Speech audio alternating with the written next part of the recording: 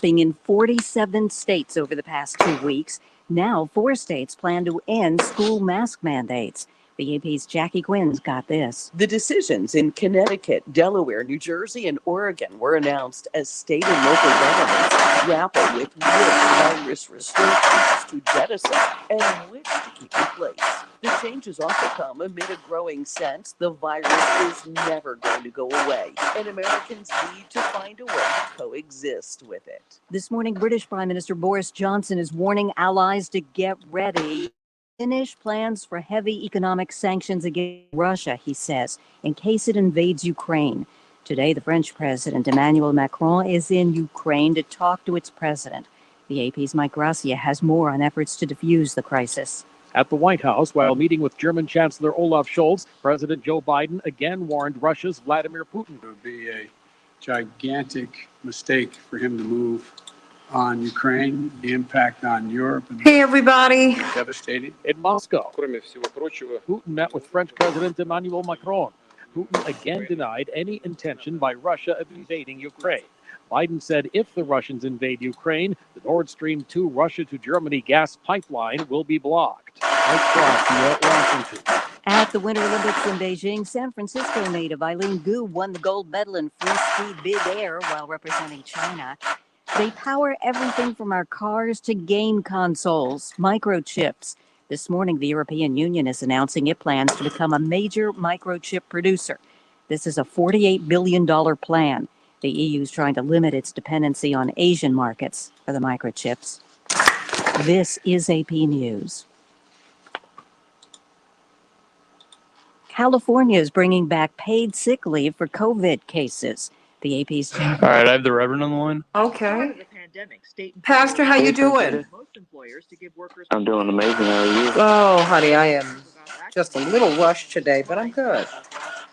Good. Okay. Just give me 1 moment. Coronavirus or caring for a family member. Governor Gavin Newsom is expected. The law will expire at the end of September, but it's retroactive. I think that you are right, though. Say, watching some of these mask mandates come down. But you know, it's interesting. They're for the vaccinated first in California. It just makes me wonder, like, okay, were you all more worried about us getting sick or being hospitalized? Yeah. You know what I'm saying? I'm like, because you all aren't trying to prevent infection or spread. You just don't want people to go to the hospital. That to me is like, where facts matter. Not. In Phoenix. What were you seeing there? I could. Very few people with masks on. They got the Chicago Express. COVID what? COVID what? That is how these folks feel too. Blocking the right lane. Yes, ma'am. And I'm fighting anybody about this. How about that? That's right. I kept both my masks on and kept on moving. Do you understand what I'm saying? I'm like, no, sugar. I am Audi 5000 if they even make that car anymore. I don't even know. You know, because it's about something else. I'm like, wait a minute. It's 26 minutes now. I went, well, you know what? I'll just leave it right there. It's just interesting. God bless you. It's just interesting how they're doing all of this. And it's not consistent with public health, you know? Like, if you're all serious about public health, then you're serious about public health, and I don't see that. I just don't see it. I thought it was what I was eating. So, thank you so much. So I did my research. Okay, let's have a great show. And we finally uncovered the truth. It was actually EPI, exocrine pancreatic insufficiency, or EPI, is a condition where your pancreas is unable to help break down your food. It can lead to symptoms like diarrhea, gas, bloating, stomach pain, unexplained weight loss, and oily stools.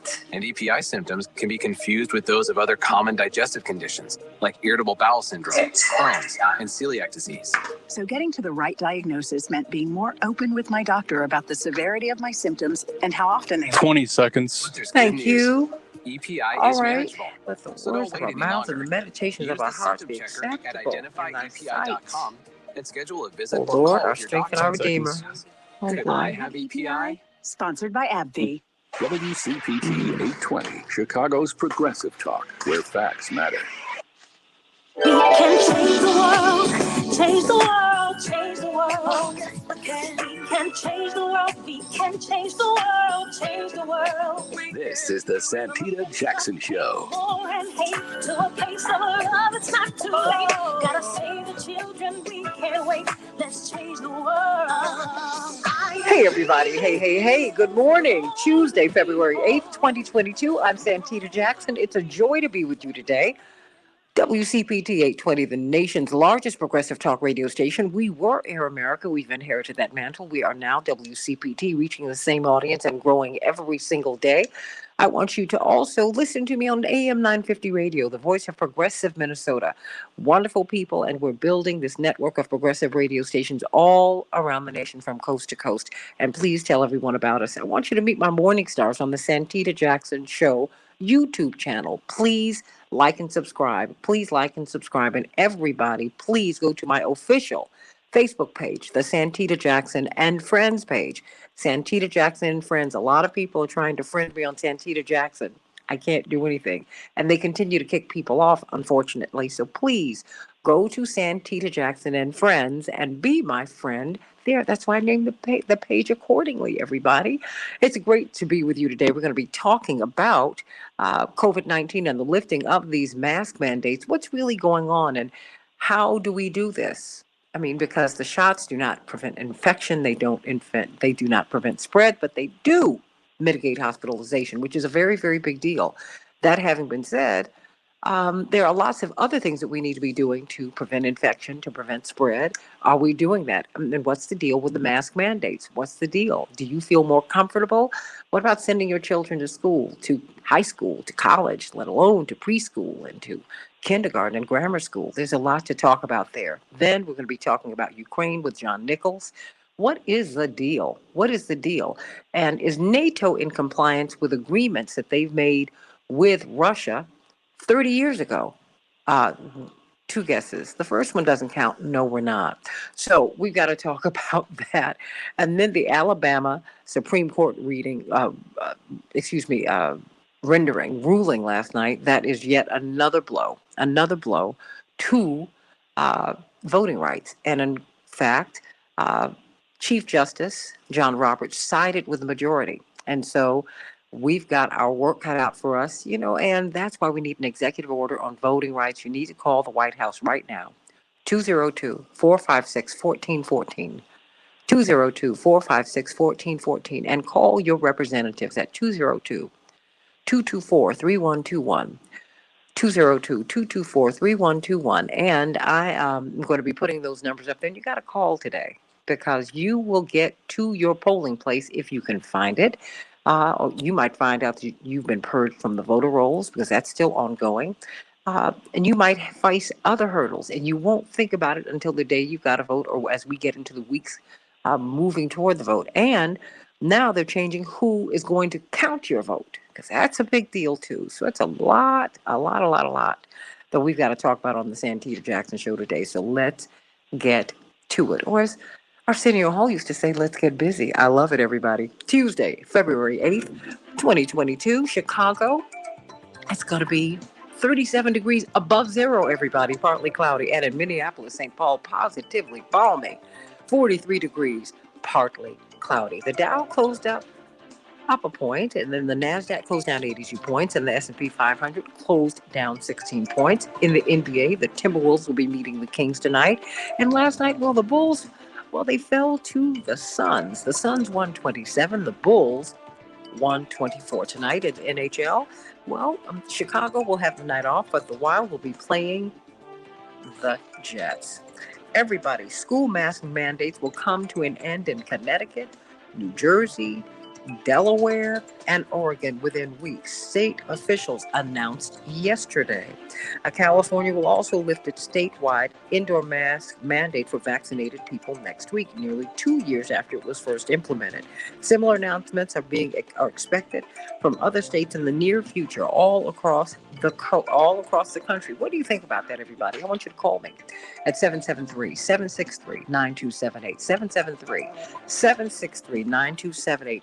What do you think about the lifting of the mask mandates? Do you think it's too soon? In Ukraine, President Joe Biden and German Chancellor Scholz met at the White House yesterday in a display of solidarity, agreeing that both nations and their NATO allies should continue to pursue diplomatic resolutions with Russia, but also stand ready to respond if Moscow chooses to invade Ukraine. We'll be talking with John Nichols about that, because actually the United States and Germany are at loggerheads. Germany wants the United States to calm down because they have ongoing agreements with Ukraine with respect to the delivery of oil. That's right. They have a pipeline, and this could disrupt all of that, which of course would impact the whole nation of Germany. The Supreme Court, in a 5-4 decision yesterday, allowed a congressional map drawn by Alabama Republicans, everybody, to remain in place, freezing a lower court ruling that said that the map likely violates the Voting Rights Act by diluting the political power of black voters. Black voters possibly could have gotten yet another congressional district out of that, a congressional seat. Now, as of right now, that will not happen. The lower court had ordered a new map to be drawn to include another majority district, opening a path for Democrats to gain another seat, or certainly more specifically African Americans to gain another seat in the U.S. House of Representatives in the fall. The High Court's order, the first dealing with the 2022 elections, means that the map will be used for Alabama's upcoming primary and will likely be in place for the entire election cycle while the legal challenge plays out. All right, everybody, 7 out of 10 Americans are saying that they're living paycheck to paycheck now. That is hand to mouth. We've got to look at that in these tough financial times. A new study found that it's getting harder for people to save any of their money, even as you're hearing the corporate media, Pastor Stephen Thurston, talk about this great reset. I mean, and they say it in a positive way, Pastor. That this is the great resignation and people are resigning for jobs that are paying much more money. I said, okay, I hear you. But on the ground, people are in a lot of pain here. So 70% of Americans are living paycheck to paycheck, which means you are living hand to mouth, which means that if your paycheck is a day late, or say if your paycheck is to be issued on Saturday, and you don't have a company that would give you that paycheck on Friday, you got to wait the whole weekend, Pastor, the whole weekend before you might eat, or your children might eat, your husband. I mean, we've got to do right. I'm not even saying do better. How you doing? The teaching pastor of the Salem Baptist Church here in Chicago, the House of Hope. Of course, we love Pastor James Meeks and First Lady Jamel Meeks and their beautiful Meeks family.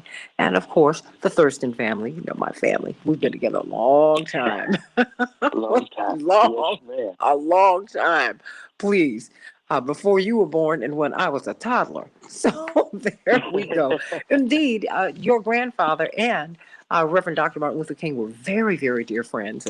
And Reverend Dr. Martin Luther King and some of the other big black preachers, but Dr. King famously called his grandfather Boy Baby because, like Pastor Stephen Thurston, they don't age. Are you sure you're not Dorian Gray? Just kidding. He was a little devilish. How you doing this morning? I'm doing amazingly well. Always good to hear your voice and be a part of what you're doing here in a major way on these radio airways. So thank you for being you, Santita. Oh, thank you. And thank you for what we're doing together. How about that? Yes, ma'am. Yes, ma'am. I love it. I love it. I want to talk about passion today, something that both of us have.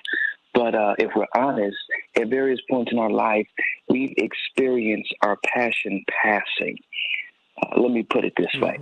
If you've ever had a passion for something, you're probably well aware of the peaks and valleys that are natural side effects of pursuing the thing that you love the most.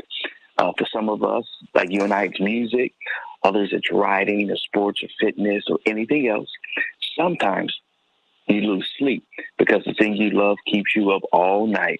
And some days, on the other hand, you just feel tired and uninspired. There are ebbs and flows in following your passion, which is completely natural and it's healthy. But here's the thing. What happens when the valleys stay valleys? Maybe you've had a few days or extra days where you didn't feel excited. When the thing you once loved feels more like a job than something that you look forward to doing. Then maybe those few days turn into a couple of weeks and maybe even a couple of months. As time begins to pass, you start feeling sad and frustrated. That activity, that hobby, that career that was once a burning fire in your heart, it no longer is. You may even begin to feel guilty for not feeling the love for that thing that you used to have. After all, you did love that thing before. Nothing about it has changed. You may become frustrated now with yourself, wondering what's wrong with me for not feeling excited about something that used to bring me so much joy in the past.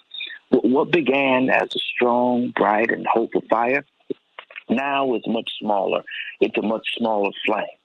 And you try to fan the flame, attempting to make it bigger and trying to bring it back to its former glory.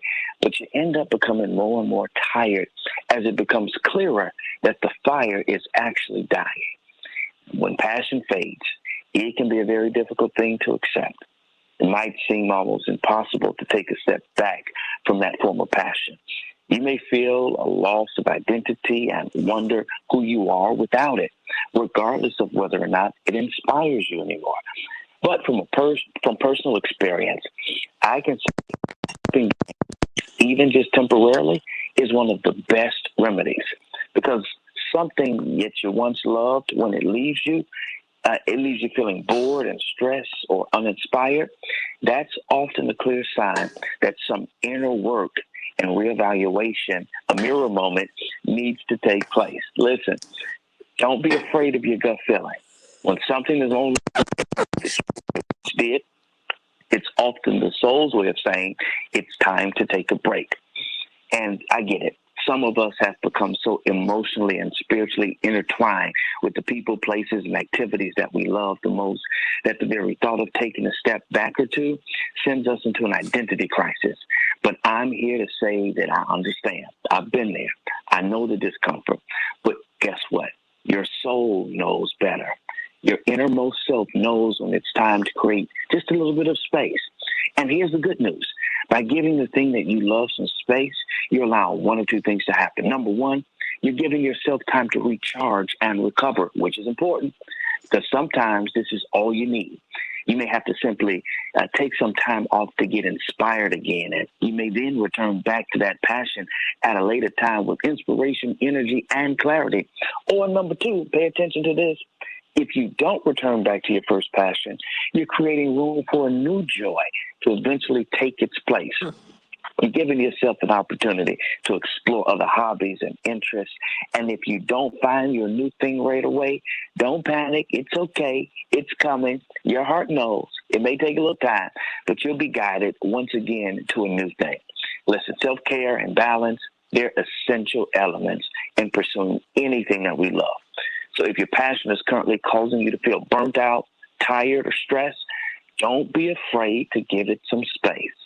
Don't feel afraid to take a few steps back, breathe, and focus on something else for a little bit. I promise you, everything will be okay. I needed that today. You know, it's funny. It's a funny thing. Lately, people have been asking me, when are you going to sing again? I want to hear you. I want to hear you. And trying to, you know, and that requires literally, you have to vocalize it every day, which I've not been able to get inspired to do. And it was something that I automatically did. The vocal, I mean, the vocal folds that, that really hold your vocal cords, they're muscles. And if you don't exercise them, they will stiffen up on you. And and without use, when they say you use it, you lose it. That's what that is. And I said, you know what? And I consciously it's like I'm resisting. And I said, I have to really pray about this because this is a big deal because now I'm getting, because I really do believe God speaks to you through people. Oh, yeah. And I'm hearing it so much. I said, I need to step back and recalibrate and get things together. And I want to thank you because I can tell you were speaking to me this morning. Because we all have things about which we're passionate, and they require your attention. They do require your attention. They do. They do. Yep. How can we get your book, and when will you be preaching again in Chicago? In Chicago, that's the key thing. We haven't set the preaching schedule for this month, but as soon as we do, I'll definitely let you know so the audience can tap in to what's happening in the preaching ministry of myself. But you can get my book and all my other content on my website, Stephen with the PH, StephenJThurston.com. That's where you can find me. Now, when are you doing another Facebook Live? Today, 3 p.m. Central Standard Time on my Facebook page, Stephen Thurston. Listen, you want to tune in today. I'm going to be dealing with some of the things that deter us from becoming successful in every area of life. And holding grudges is one of the things that holds us back. I'm going to tackle that today. Thank you for that, because you know what someone said to us? Joel Ferguson, the first Black chair of the Board of Trustees at Michigan State University, very, very dear friend of ours. In fact, Magic Johnson patterned himself after Mr. Ferguson. I mean, can you imagine 40 years ago, he owned the ABC affiliate in Lansing, Michigan. First Black city council member in Lansing, Michigan. Brilliant businessman, and was the driving force behind Reverend Jackson's Michigan win in 1988. He was chair of the campaign in 84 and 88. He said, one thing that you should be careful of is being a sore loser and being a sore winner. He said, in Santita, your father has never been a sore loser and he's never been a sore winner. That he was speaking of a political figure with who my father had some disagreements, or certainly this guy. My father doesn't really have disagreements with people. You know that. This guy did not like him for a whole lot of reasons. And but when he needed, right behind the campaign, in fact, it was former Detroit Mayor Coleman Young, good guy. They just, yin yang. What you gonna do? Yes. But Reverend took Detroit in 84 and 88 by some unreal numbers. And of course, he was facing re-election behind the 88 campaign. And my father went in and campaigned for him. Hard. Yeah. Hard. Yeah. And that's what he does. It's what he does, but it's what we ought to do. It's like, you made your point. Everybody has made their point. My father will say that, and he'll roll his eyes. Why are you holding on to this? Just let it go. Let it go. Very true. With this victory, God has blessed you, so have grace. But thank you for that. At 3:00 today, where can we find? Because we need this about holding on to grudges. You know that. You're the man. I'll be on Facebook. Stephen Thurston is the name of my page. I look forward to seeing you guys there, 3 p.m. Central Standard Time. We love Pastor Stephen Thurston, everybody. So you know what? Let's get right to it. We have got Dr. Deborah Furholden, epidemiologist of public health at Michigan State University, and of course, our health czar on the Santita Jackson Show, head of the Nice program. We've been talking about that, and we're going to be talking about that going forward. Dr. Shanita Knighton, and we're all part of this program. She's recruited all of us. And of course, she's a registered nurse, infection preventionist, scholar, research scholar at Case Western Reserve University. Ladies, it is a joy to be with you today, as we're still as we are working our way through really healthfulness. We're trying to figure out how to be healthy. And I have to tell you, I'm a little confused. Now, we're watching more and more states roll back mask mandates. Now in California, they're saying you won't have to wear a mask if you're vaccinated. But Dr. Deb, that's a little confusing to me because we know that the shots, while they mitigate hospitalization, which is very important, they don't mitigate infection. And or should I say, they don't prevent infection, and they do not prevent spread. I'm seeing more people everywhere, everywhere. They are not wearing masks. Should we be concerned? I mean, and how is that going to work with our children in school, preschool, grammar school, high school, college, living in the dorms, and just interacting? What do you make of this?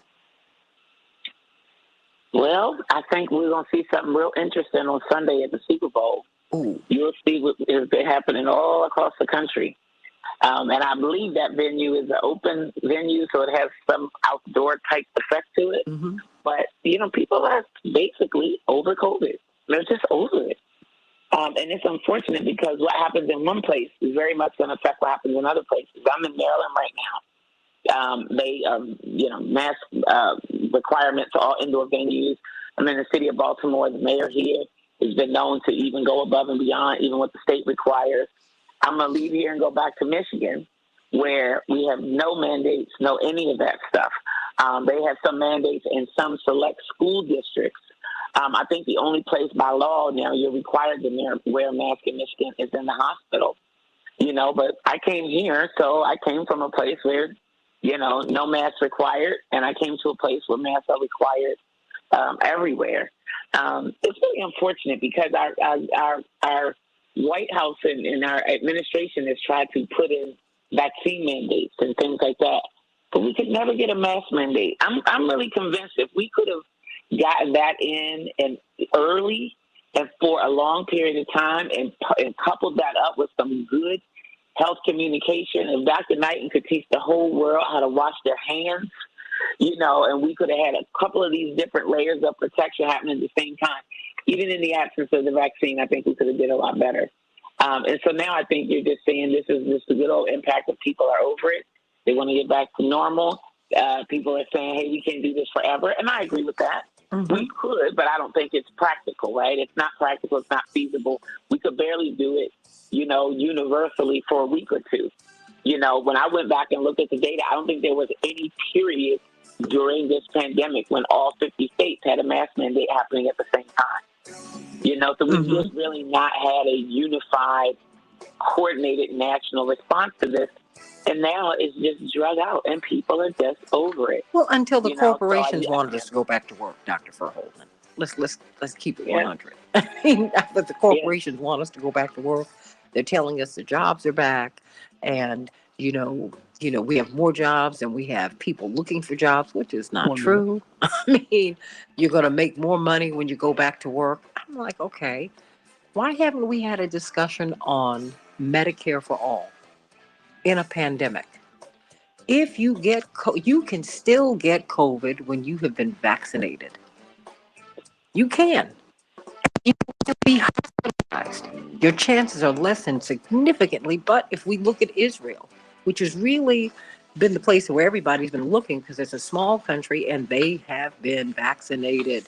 They're one of the most vaccinated places on earth. People are in the hospital now. So what are we not doing? What are we not doing? What are we not doing? And what should we do?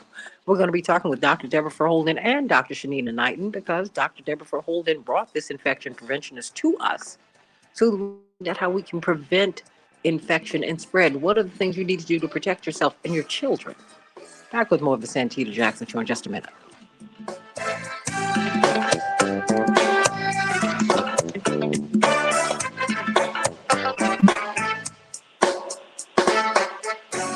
Hey, ladies. Good morning. Good morning. Good And online morning. at WCPT820.com. Okay. You all keep talking. I'm trying to write something down right now. Are you kidding? I never miss one of your dinners. Dr. Dale. How's the new job? Yeah. We're growing fast. So And everything where they are now how much putting out with those. So the study, it was some studies that came out that showed that the e-cigarette, right, it doesn't reduce people smoking. QuickBooks work started. So now your language. they actually developed Sorry, NetSuite gives you like an visibility e-crack and control pen. your Have you financials, seen that? inventory, HR, planning, budgeting, and more. I can barely hear you, but I could have told you e-cigarettes don't stop smoking because they put all kinds of BS in them too. Some of them are worse than, and the nicotine delivery system is even worse than inhaling a cigarette. What? Right. So now, and it's not just nicotine. I remind people, nicotine by itself actually there's some, known physiologic responses to nicotine that aren't all bad, right? It increases attention and some other things. It's the putting the smoke in the lungs is the problem, and all the chemicals that they put in cigarettes. So in e-cigarettes, they're doing the exact same thing. Even worse, it's now a pathway for some people into smoking actual cigarettes. Young people think because they're vaping or using these e-cigs, somehow they're not smoking. What they're doing, though, is getting hooked on the chemicals, the nicotine plus all the chemicals that they put in it, and it becomes their gateway to smoking cigarettes. So in January, e-cigarettes are the devil. You want to know who makes e-cigarettes? It's the same companies that make cigarettes. So they wasn't just trying to make a product to get you off cigarettes. They was trying to make a product to get you on a different cigarette or to come back to their, your normal cigarette. they came out with a cocaine one that they calling like the crack pen. So it's a cocaine e-cigarette that's supposed to do the same thing. But I'm struggling with I'm struggling to how it even got through and why it's even approved, to be honest. Yeah, well, I mean, you got to think that tobacco companies are allowed. The worst, I think, egregious, sort of health thing that we've just turned a blind eye to that's so preventable is cigarettes. There's a couple of really great documentaries that will literally blow your mind just to see how much it took to get that warning label on the side that it may cause cancer and is bad for pregnancy.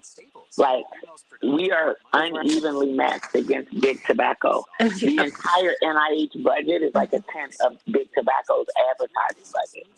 But and against big business, and that's my point with how we've handled this pandemic. I take issue with it because I'm like, wait a minute, you all just want people to go back to work. And people still getting sick. I was with a woman yesterday. Thank you. I know we have about 45 seconds. With a woman yesterday who is one of these frontline workers, but she's also, a white collar worker at the same time. And she was walking around with this device that helps her with her heart because she got COVID, right?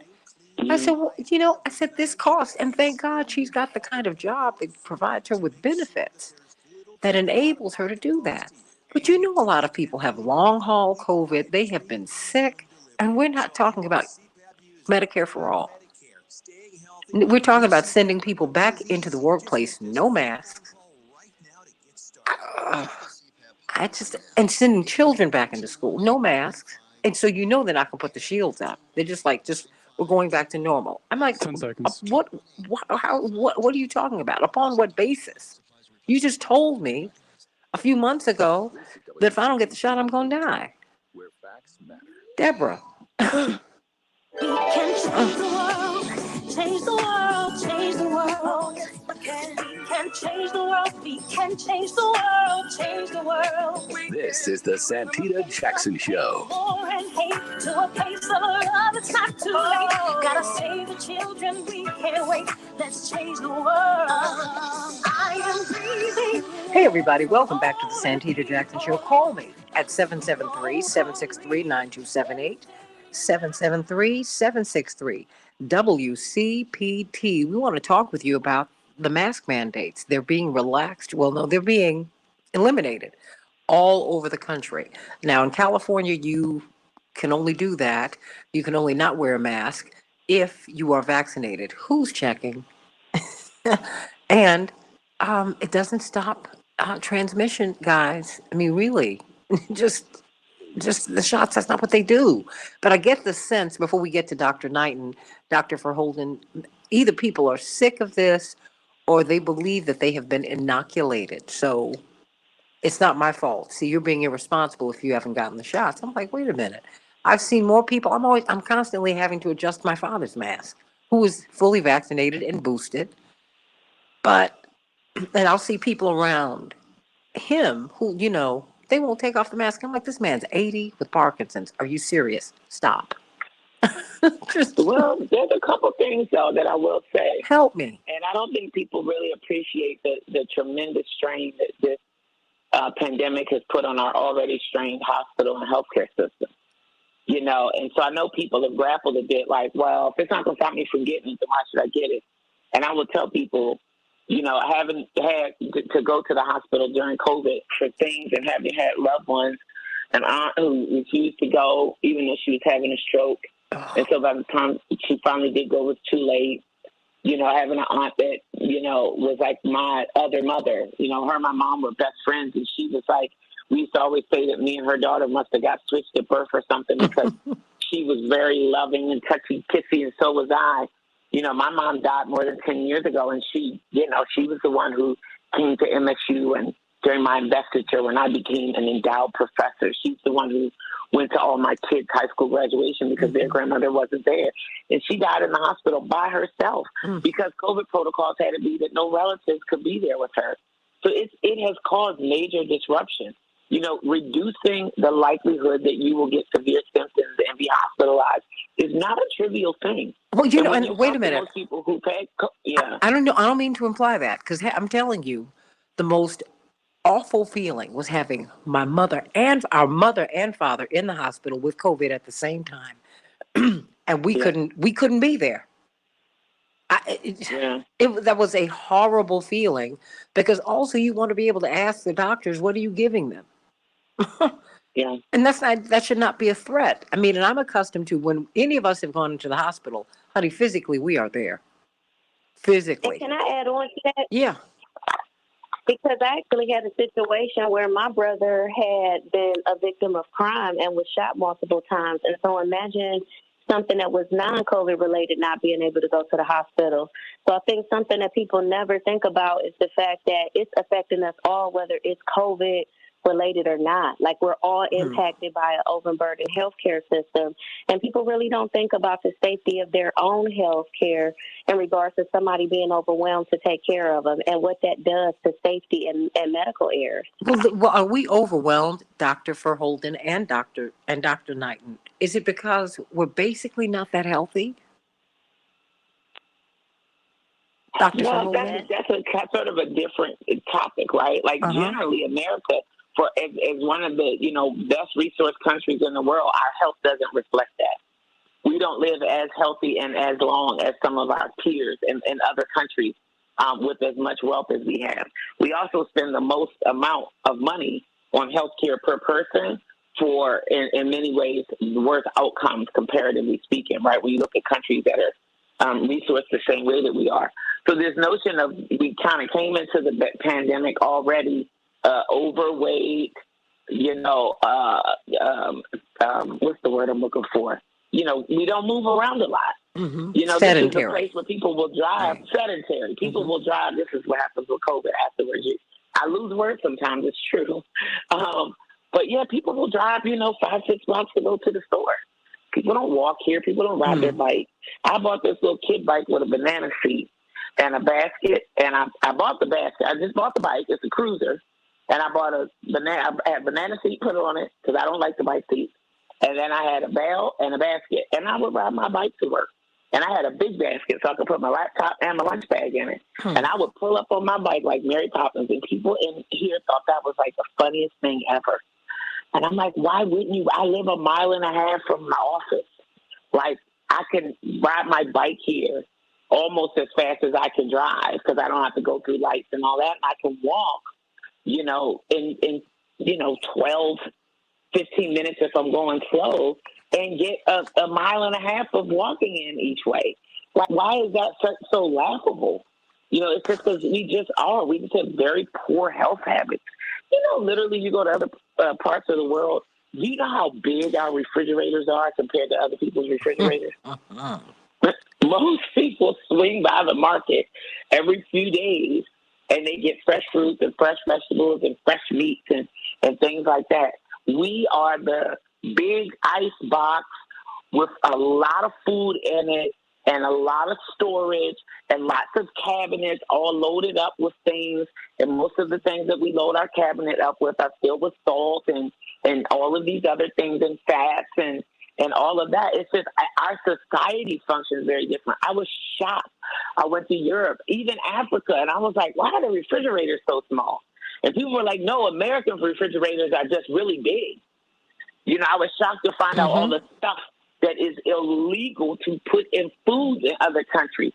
Certain dyes and enhancers and all this other stuff and chemicals. You can't even put it in stuff. So literally, we might have, you know, Heinz ketchup here. It's not the same Heinz ketchup that you're going to get in another country. It doesn't taste the same. You know, the cereal you get here is not going to be the same cereal you will get in another country. That's true. They're going to ban ketchup, too. Well, they won't even take our food in many countries. We can't give it to them. Like, oh, no. This is so that's that's why I'm looking at our baseline health and where it is and why it is where it is, because we're such a wealthy nation, but people are really struggling. I mean, and so when we're looking at this global pandemic that has got everybody up in arms for a whole lot of reasons, and it's not just a red state, blue state, Democrat, Republican thing. A lot of people have a lot of feelings about all of this and how this has been rolled out and how people are being cared for. You know, and I will say this in the Black community, because we couldn't get tested initially and we still had to go to work. Very few of us, very few of us have the luxury of being able to work from home. Most people still had to get out here and hit it without PPE, by the way. So I'm just saying, what do you tell parents and people who are going back into the workplace? Because, you know, I have to go back into an office setting once or twice a week myself. And quite frankly, people are not wearing masks. I mean, first you, Dr. Deb, and then you, Dr. Knighton, because we need to know how we're supposed to do what we're supposed to do. Dr. Deb, I mean, because you do policy, you do public health. I mean, if you could talk to Governor Newsom, if you could talk to Governor Pritzker, if you could talk to all these governors, what would you do? I mean, what do you say to them? It's so interesting because there's so many things that I think that are fundamental to health that most people don't talk about when they talk about health. So we need, first of all, living wage. And I don't mean some bare minimum living wage, not like how little can you make and still live, but what is actually a livable wage? And it's relative also to geography, because, you know, an hourly rate in Flint, Michigan is not going to, you know, might get you far, but it'll get you nowhere in New York City. It'll get you nowhere in Los Angeles, and it'll only get you a quarter of the way there maybe in Chicago, right? So people have to have living wages. And then people need fair opportunity and access. You know, I was shocked when I moved to Flint to find out how many people do their grocery shopping at the Family Dollar. I've never viewed Family Dollar as a place where I would buy groceries. Have I ever bought a food item in Family Dollar? Yes.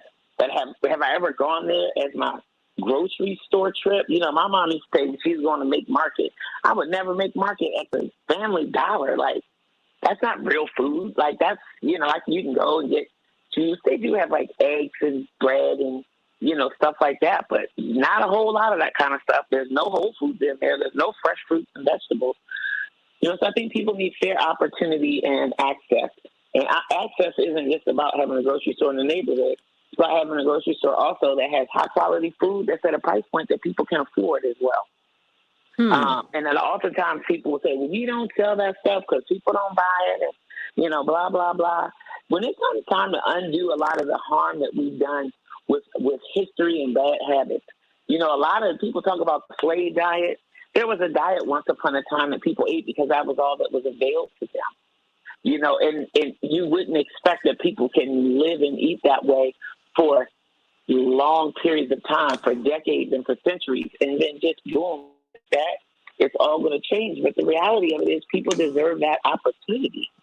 You know what I mean? And we know. Literally, we did a project in my county, and you know what we did? We just reorganized the corner stores, and we put all the healthy food at eye level. The price point was the best.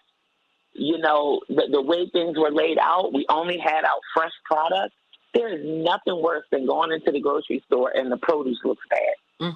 And I just hate it. And I find that when I go into poor neighborhoods and the produce is worse. And I'm like, Just because people are, making less money doesn't mean they deserve lower quality food. Honey, that's a step up. This produce ain't appetizing. That's a step up. It's not up. even appetizing. Let me tell you, it's a step up because when I was a child, we would protest at stores in the early 70s, late 60s, when I was a baby.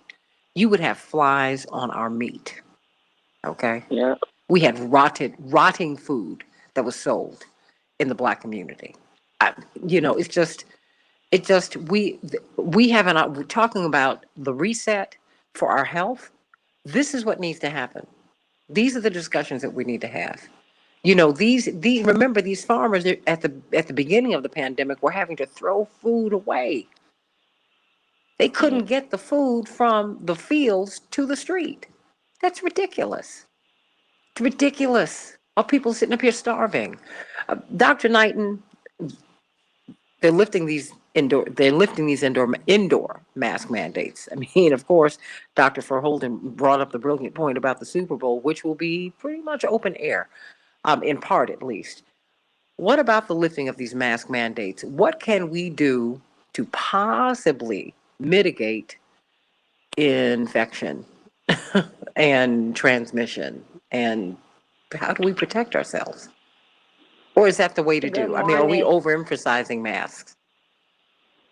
So I do believe that we are, and when I say overemphasizing, I'm not saying that they do not work in regards to when they are used correctly, okay? So I think one of the pieces that we're ignoring in regards to why is it that for places that were masked, they had numbers where COVID was decreasing, but they still had a lot of cases compared to how it was when we were using all of these measures together. And so there still raises the concerns in regards to still being able to clean your hands before and after putting on masks, correct mask use, not wearing them as chin girdles. But I also say exactly to your point when you say they're lifting the mask mandate, I want us to really think about, and this is honestly like a charge to Dr. Deb, but just policies to where we can actually move with the earth. And when I say move with the earth, meaning here, we know what's going to happen when cold seasons come. So why is it that we're not kind of shifting our school days or shifting our school years? Maybe that's the time where half the staff, come to work in person and switch out and the other half is at home and vice versa if possible. Instead shifting the majority of our activities to the summer or after the time in which we know flu season is going to peak. Flu season peaks between December and February. So now that we're starting to see these numbers decrease, we're seeing the numbers decrease with the expectation that they'll go down. But guess what? Come fall again, we're going to be right back in the same boat. And that gives, the vaccine companies time to ramp up again to say like, okay, we need another vaccine for the next bug.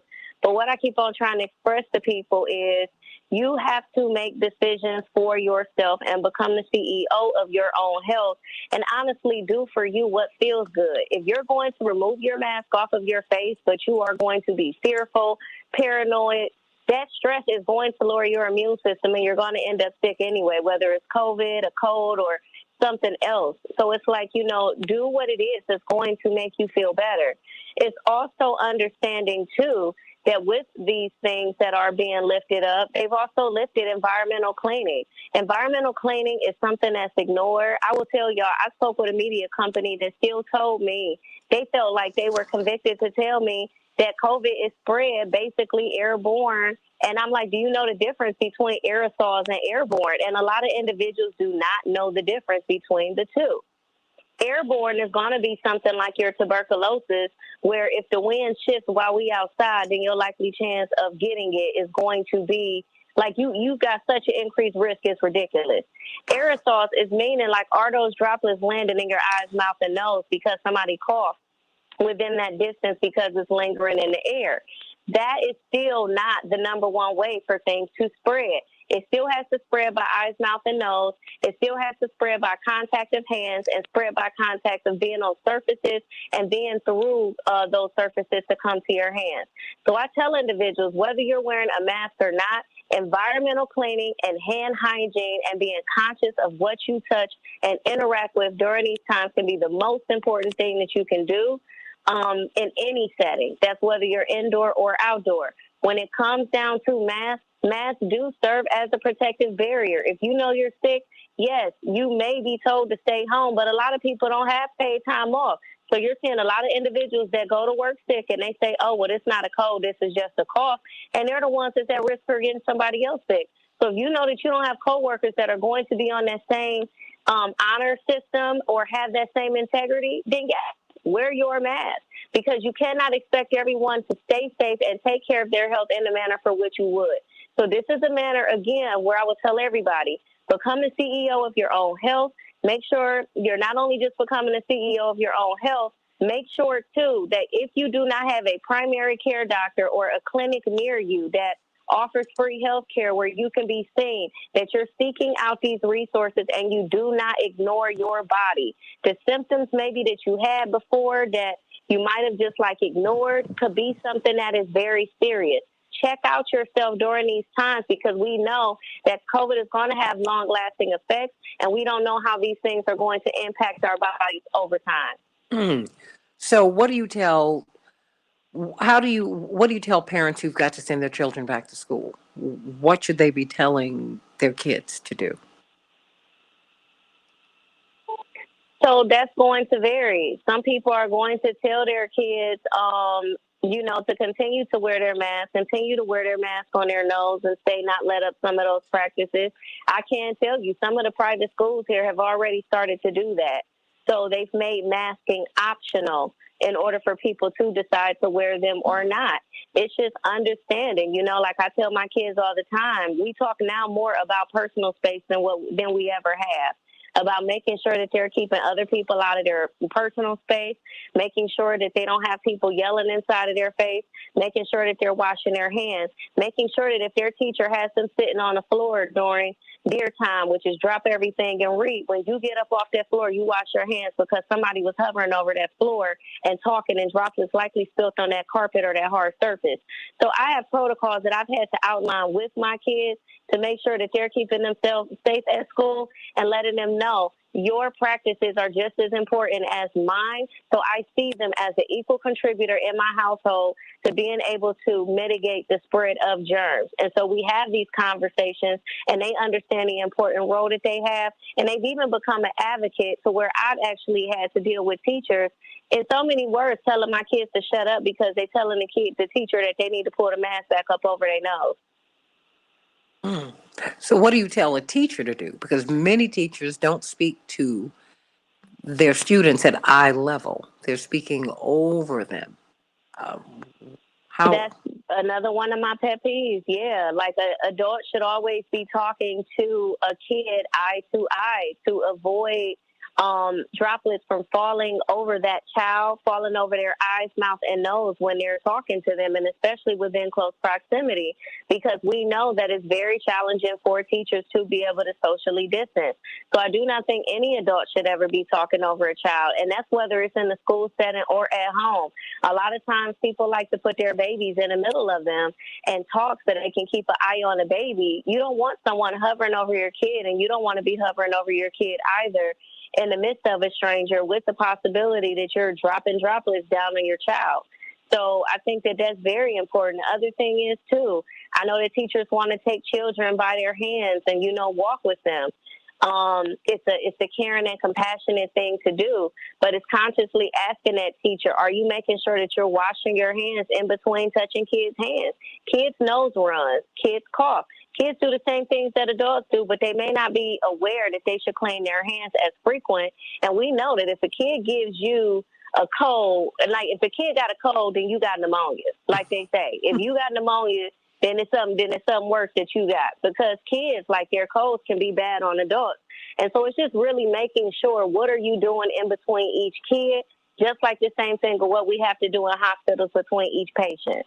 Dr. Deb, I've got about actually I have just a few minutes left here. You now are grandmother, and you've got baby India with you so much of the time. That's personal, but we're also looking at public health. Just, can you give us some guidance about, just, has anything in the life of your home changed since you got this precious little baby in your lives? Yeah, sure. I'm sensitive to. I don't. She's not eligible to be vaccinated, but I'll tell you something that I think is really cool. Is her mom gave her COVID antibodies. Because my she daughter was got vaccinated when she was pregnant. Okay. And she was vaccinated, and so she gave India COVID antibodies.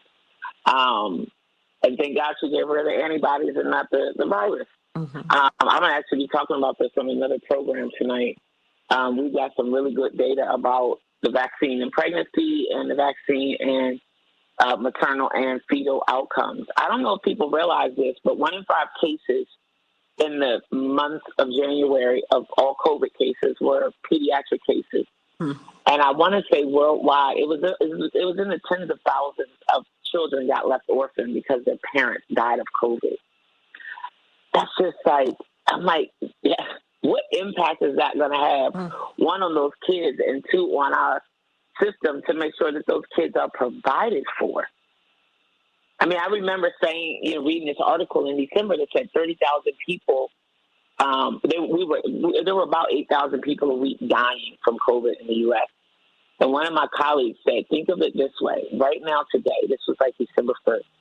He said there are roughly 30,000 people today who are alive. Most of them don't even have COVID yet, and or they have COVID and they don't know it, or they have COVID and it doesn't seem so bad so far. 30,000 of those people aren't going to be here by New Year's Day. And that is exactly what happened. We had more than 30,000 COVID deaths in the month of December in the U.S. And that's exactly what happened. So when you put it in perspective, it's like, man, okay, who am I going to be about the matter of my own health and the health of my family and the health of my community? And what are you people willing to give up or bring forward so that this doesn't dominate every single aspect of our life? The thing that I think is cool is the basic stuff we keep talking about will help you with so many things.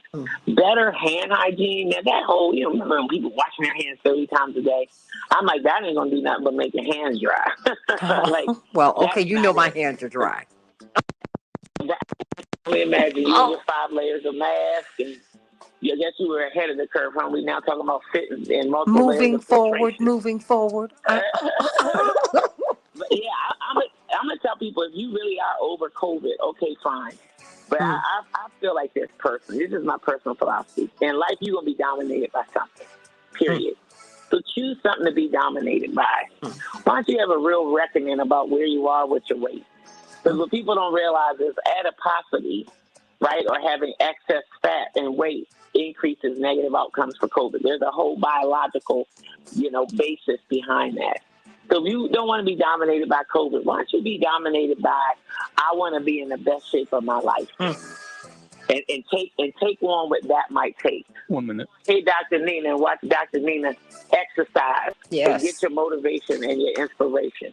Take on your diet and your eating. That's if people are over COVID, you get into yourself. Okay, in a healthy way, and we're going to be talking more about the N-Nice program, because there are things that we have missed vaccines, and many of us as adults don't know that we need vaccines. I have met more than one adult who has hepatitis, more than one adult who has shingles. There are vaccines that inoculate you. And so we've got to talk about that, because this is really, we're expanding this segment so that we can talk about health, everybody. Now let's talk about Alabama. It turns out Chief Justice John Roberts voted to give a blow to voting rights. Blacks in Alabama, who are 27% of the state, have lost, at least at this point, the opportunity to create another congressional district. And people are reporting it, the corporate media are reporting it as a blow against the Democrats. No, this is a blow against Black people. Period. Yes, we are majority Democrat at this point, but this is about our voting rights. See, we got our voting rights under Republicans, so I'm over that. I want my voting rights. I want them. Back with more of the Santita Jackson Show in just a few minutes.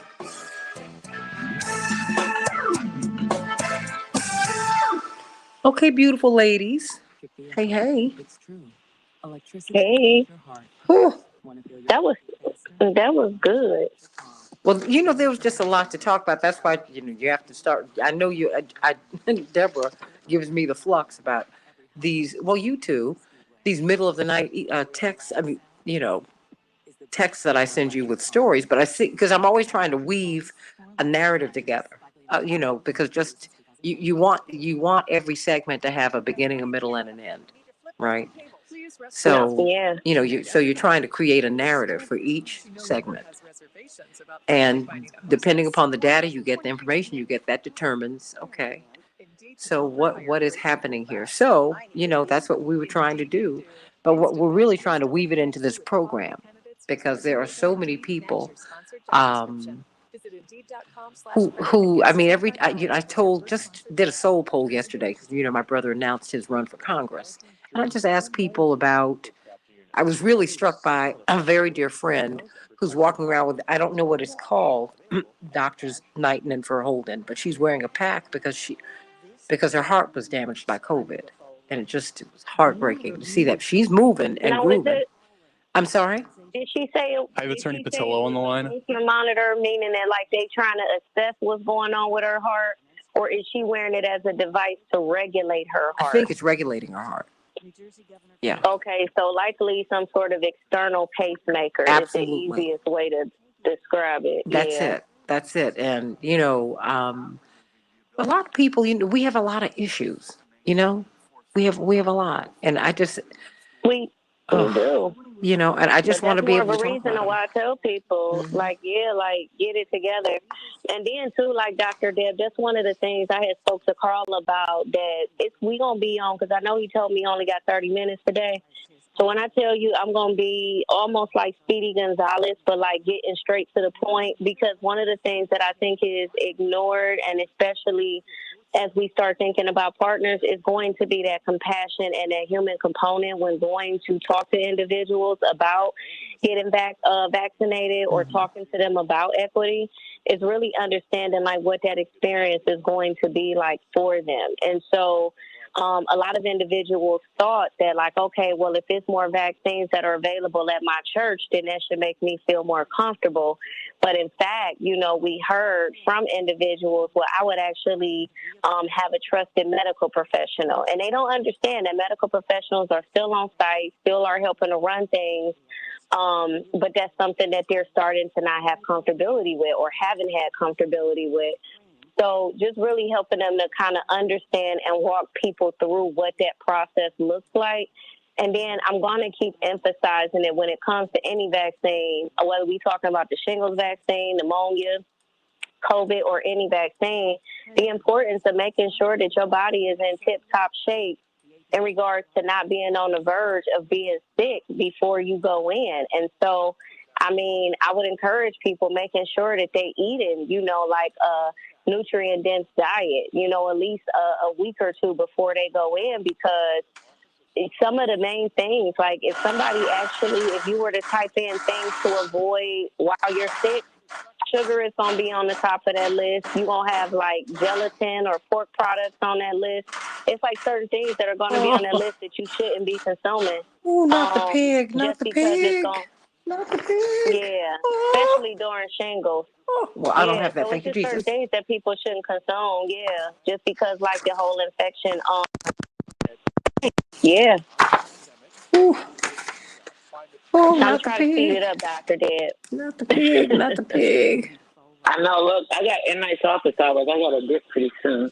Okay. They're on at 8:00, and people come to. Okay. Okay, I'm sorry. Oh, wait a minute. I'm sorry. I'm writing notes to myself. People I need to call today. Chicago traffic updates. Okay. Robert Patillo. Good morning. How are you? I'm well. How are you? Doing well. And I got two of your biggest fans. We've got Dr. Deb and Dr. Knighton with us. I'm their fans also. I've got my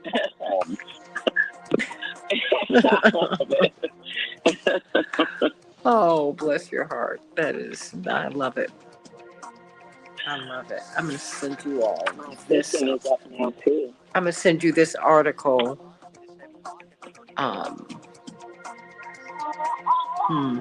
Oh, is that our baby?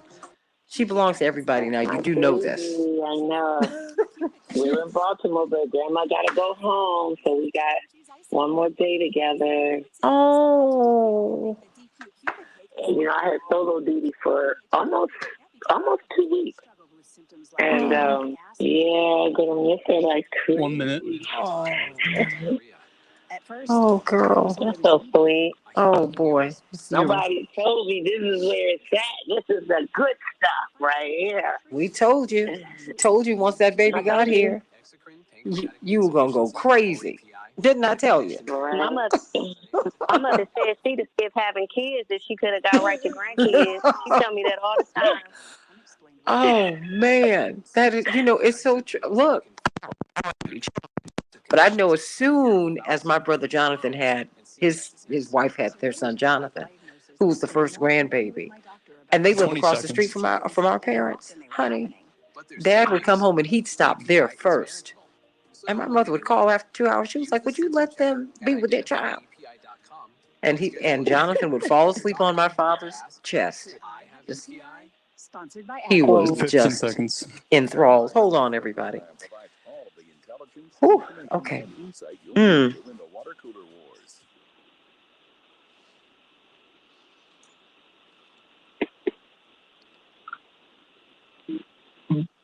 can change the world, change the world, change the world. We can change the world, we can change the world, change the world. This is the Santita Jackson Show. War and hate to a place of love, it's not too late. Gotta save the children, we can't wait. Let's change the world. Hey everybody, welcome to the Santita Jackson Show, coming to you from the nation's largest progressive talk radio station, WCPT, taking up the mantle of Air America. That's what we used to be, but we've evolved into WCPT, Chicago's progressive talk, the home of America's talk, everybody, and AM 950 radio, the voice of progressive Minnesota. I'm Santita Jackson, every day, Monday through Friday, 6 to 8 a.m. Central Standard Time. You can find us here, and I want you to meet my morning stars on the Santita Jackson YouTube channel, the Santita Jackson YouTube channel, and my official Santita Jackson and Friends Facebook page. That's the official page, Santita Jackson and Friends. Everyone who's trying to be my friend on Santita Jackson, please move over to the Santita Jackson and Friends page. I can't take any more, and they're kicking people off, and that's unfortunate because that's not me. That's Facebook. Well, that's how they do it. Call us at 773-763-9278, 773-763-WCPT. Let's talk about this Alabama ruling delivered last night in the dark of night by the Supreme Court that delivers yet another blow to the Voting Rights Act. In fact, many people say that blacks in Alabama are being denied, at least that's what the data are showing, that blacks in Alabama are being denied another congressional district, another representative in Congress. Wow, what does all of that mean? Everybody call me at 773-763-9278, 773-763-WCPT. And at the bottom of the hour, we will be talking with John Nichols about Ukraine. What is going on over there? Why all the drum beating? And does NATO have a united front about Ukraine? No, they do not. No, they do not. They have significant holdouts, including the German chancellor and the German people who met with the president yesterday. Let's get to some of these headlines before we get to the rest of the show. Chicago, a high of 37 degrees, partly cloudy. Minneapolis, St. Paul, a high of 43 degrees, partly cloudy. The Dow didn't move yesterday, really. They went up a point. The NASDAQ closed down 82 points, and the S&P 500 closed down 16 points. In the NBA, the Timberwolves will be meeting the Kings tonight. And the Bulls fell to the Suns yesterday. The Suns 127. The Bulls a 3-point shot away, 124, everybody. And the Wild will be meeting the Jets tonight in the NHL. Everybody. School mask mandates will come to an end in Connecticut, New Jersey, Delaware, and Oregon within weeks, state officials announced yesterday. It's a positive sign of decreasing COVID-19 cases across the nation. According to one report, they're down as many as 33%. California will also lift its statewide indoor mask mandate for vaccinated people next week, nearly 2 years after it was first implemented. If you want to find out what you can do to protect yourself, go to the Santita Jackson Show podcast at WCPT 820, WCPT820.com/Santita, so that you can hear doctors Deborah Verholden and Shanina Knighton break it down for us what you should be doing as they're relaxing, ending these mask mandates. President Joe Biden and German Chancellor Olaf Scholz met at the White House yesterday in a display of solidarity, agreeing that both nations and their NATO allies should continue to pursue diplomatic solutions with Russia, but also stand ready to respond if Moscow chooses to invade Ukraine. President Biden explicitly said that the Nord Stream 2 gas pipeline project would not go forward if Russia launches an invasion.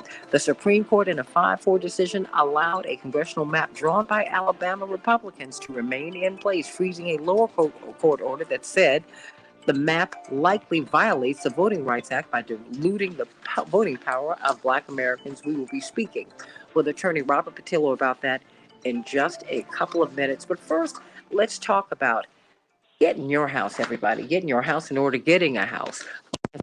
Thousands of Americans have been pushed out of Chicago. We just cannot afford to live here anymore. We cannot afford to buy a house, to keep a house. We don't have, not just Black people, but so many folks don't have good credit. They don't know how to start getting their credit together. In fact, David Hochberg was with me saying the first thing you can use is your debit card, because you got to build a line of credit. So he is working with us to help you to purchase a home, to refinance your existing home so that you can fix it up, keep it up to code. If you want to secure a VA loan, if you need a reverse mortgage, you need to call Team Hochberg. They're your trusted local lender.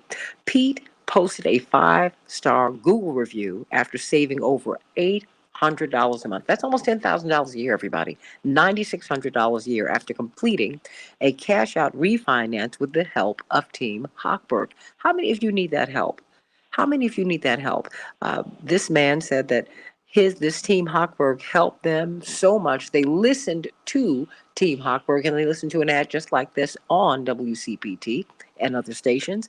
And they said, well, let me give them a call. And they called, and their team were very responsive. And they're thanking everybody for just helping him to get his money together, everybody. Over 200 5-star reviews you will see for Team Hochberg. They will help you to save your home. They will help you to get a home. Call them at 855-56-DAVID, 855-56-DAVID, or 56david.com, 56david.com. If you want to refinance your home, if you want to buy a home, and if you want to find out how to buy a home, how to build your credit, how to repair broken credit, they will help you to do that. Call them at 855-56-DAVID, 855-56-DAVID, or 56david.com. A lot of people have had a lot of problems in this economy. They are at the limit with their credit card. They're doing everything they can just to keep their head above water. They can help you to restructure your finances so that you can get your home, so that you can save your home. Call them at 855-56-DAVID, 855-56-DAVID, or 56david.com, and join the thousands of WCPT listeners who have gotten help from this magnificent team. Okay, everybody, what is going on with the Supreme Court? Just what we thought would happen with the Supreme Court. We are losing our voting rights. We're going to have Attorney Gerald Griggs back on in the coming days, because we do need the President of the United States to write an executive order. He's been writing executive orders. He could do this for voting rights. He could do it for justice and policing, which would end no-knock warrants right now as we think about the family of Amir Locke. That's right. The Justice and Policing Act has inside of the act the elimination of the no-knock warrant. So we need our voting rights. African Americans are about 27% of the population of the state of Alabama. They are due another congressional seat.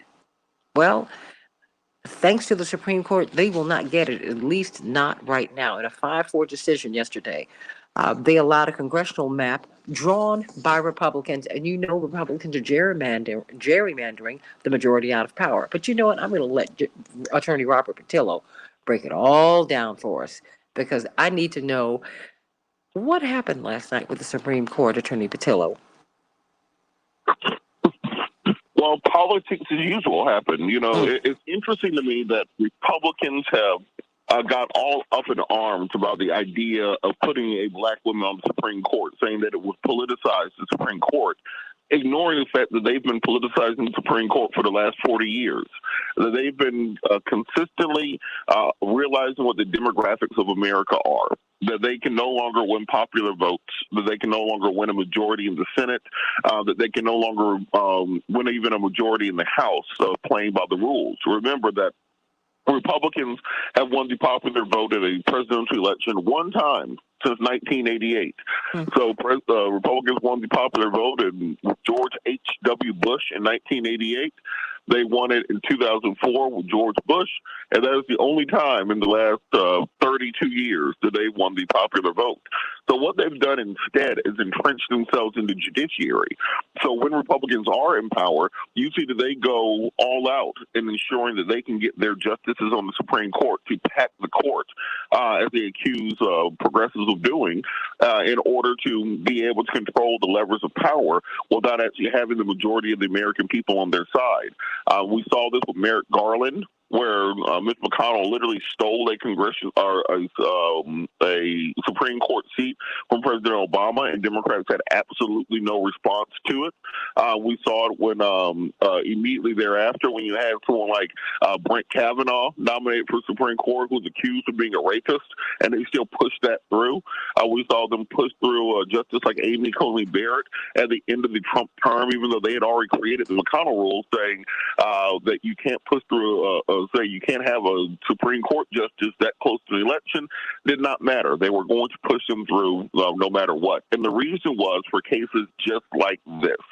Because when you don't have the majority, and you don't have the majority of American people on your side, you got to get the referees on your side also. We saw this in apartheid South Africa, where the Boers entrenched themselves in the bureaucracy and the judiciary and were able to control the nation for 20 years, even after the end of apartheid.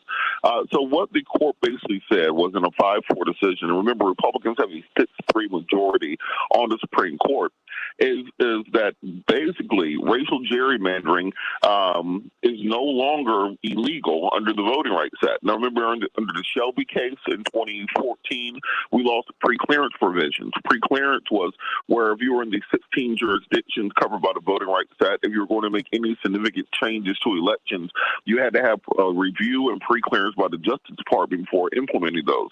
That went away nearly a decade ago. One of the last holdouts, one of the last pieces of the Voting Rights Act of 1965 that held any significance was this prohibition against racial gerrymandering, which had already been diluted, but now the Supreme Court has kicked the door wide open on it. A few years ago, under the same section, a North Carolina the congressional district or map was overturned by the Supreme Court, saying that the legislature had worked with nearly, quote unquote, from the decision, surgical precision to exclude African Americans. So the way that the racial gerrymandering works in these statewide congressional maps and even state level maps is every 10 years the state legislature has to redraw the maps based on the United States Census data. So if you just put a giant grid over the state, you could just make a completely even districts around the state. But that's not going to work when you don't have a majority of the people. So what you do is you pack African Americans into supermajority black districts. This is why you see so many congressional black caucus candidates, receiving 70, 80, sometimes 90% of the vote in their district because they are in these supermajority black districts. But by doing that, you might create 2 or 3 majority white districts because you've now packed all the African Americans by jimmying around with the lines into these supermajority districts, which ends up diluting their power. So instead of having maybe 3 African Americans in Congress. You can get that down to 1 with the same number of people, and then have 3 white representatives around them. To give you an example, since I'm from Georgia, in the state of Georgia, you have 2 Democratic senators, Ossoff and Warnock. You have one of the largest congressional Black caucus delegations in the country from the state of Georgia. You have a state that's 35% African Americans. However, because of the racial gerrymandering that the state legislature did in 2010, the last time that we did redistricting, you have a constitutional majority for Republicans in the House, the Georgia State House, the Georgia State Senate, all statewide constitutional offices, and the judiciary. Because it doesn't matter how many people you have, it doesn't matter how many people vote. If the legislature is able to pack them into supermajority districts, dilute them out of other districts, then it makes it nearly impossible for you to exercise your actual franchise proportional to your population. So what the Supreme Court did is take that process that's already been going on and now inscribe it basically into the law of the nation. And the only thing that can overturn this now is an act of Congress. So the president has to push through and revisit the voting rights legislation. For the People Act, the John Lewis Voting Rights Act, the Right to Vote Act, whatever the current nomenclature is, or however they want to reframe it and recast it, in order to fight back against this. Because otherwise, Democrats are basically walking into the next election cycle with one arm tied behind their back. You can do all the get out the vote you want. If the lines have already been drawn, well, those lines are now solidified for the next decade. It's making sure that these districts exist where it becomes nearly impossible for you to have proportional voting strength. So it's a very significant decision. It's going to have very significant impact around the country. I believe that there are 16 other states right now that are redrawing their lines, and now they have carte blanche to draw them in whatever nature they want. And Democrats are going to be behind the 8 ball, because during the Obama years, during the Obama era, Democrats lost around 1,000 seats nationwide in state and local elections. So Republicans, even though they were losing on the federal level, concentrated on getting these state level races. This is why you see Donald Trump campaigning for state Senate candidates in Arizona, or campaigning for a state representative in Brunswick, Georgia, something along those lines, because they understood the importance of controlling these state legislatures, and now it's going to begin paying off for them since they've retaken the Supreme Court and now basically gutted the last bits of the Voting Rights Act. And then what's so ironic, or just, it's not even ironic, it's just wrong. The Democrats are then going to come to the Black community and say, paternalistically, you didn't vote enough. You lost hope.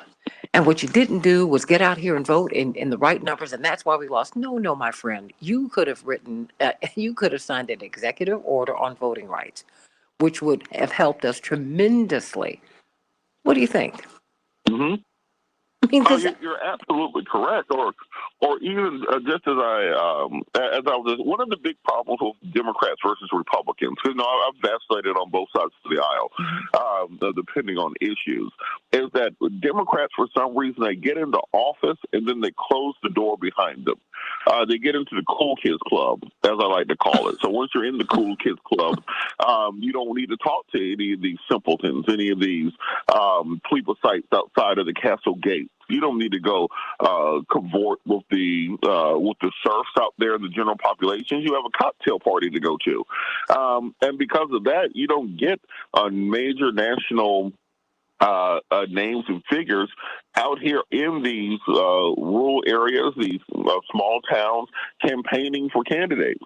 So whereas someone like a Donald Trump will have no problem going to Kalamazoo, Michigan to campaign, or you'll see, Matt Gaetz or Amy or Marjorie Taylor Greene or any of these other people, and they'll be around the country knocking on doors, holding rallies, making sure that blah, blah, blah state senator from Iowa gets elected. And that's how they took those 1,000+ seats seats and are able to control state legislatures. It's why they win so many gubernatorial races, because they don't see themselves as being these Hollywood celebrities. They're fine with getting down in the mud and mucking it out from the grassroots up. And that's something Democrats can learn, that you cannot simply say vote for president and then everything else will kind of trickle down from there. They are willing to build it from the ground up instead of trying to go at it from the top down. Some of these, it's interesting that if you try to talk to some of these Democratic mayors in many of these cities, the same people you help get elected,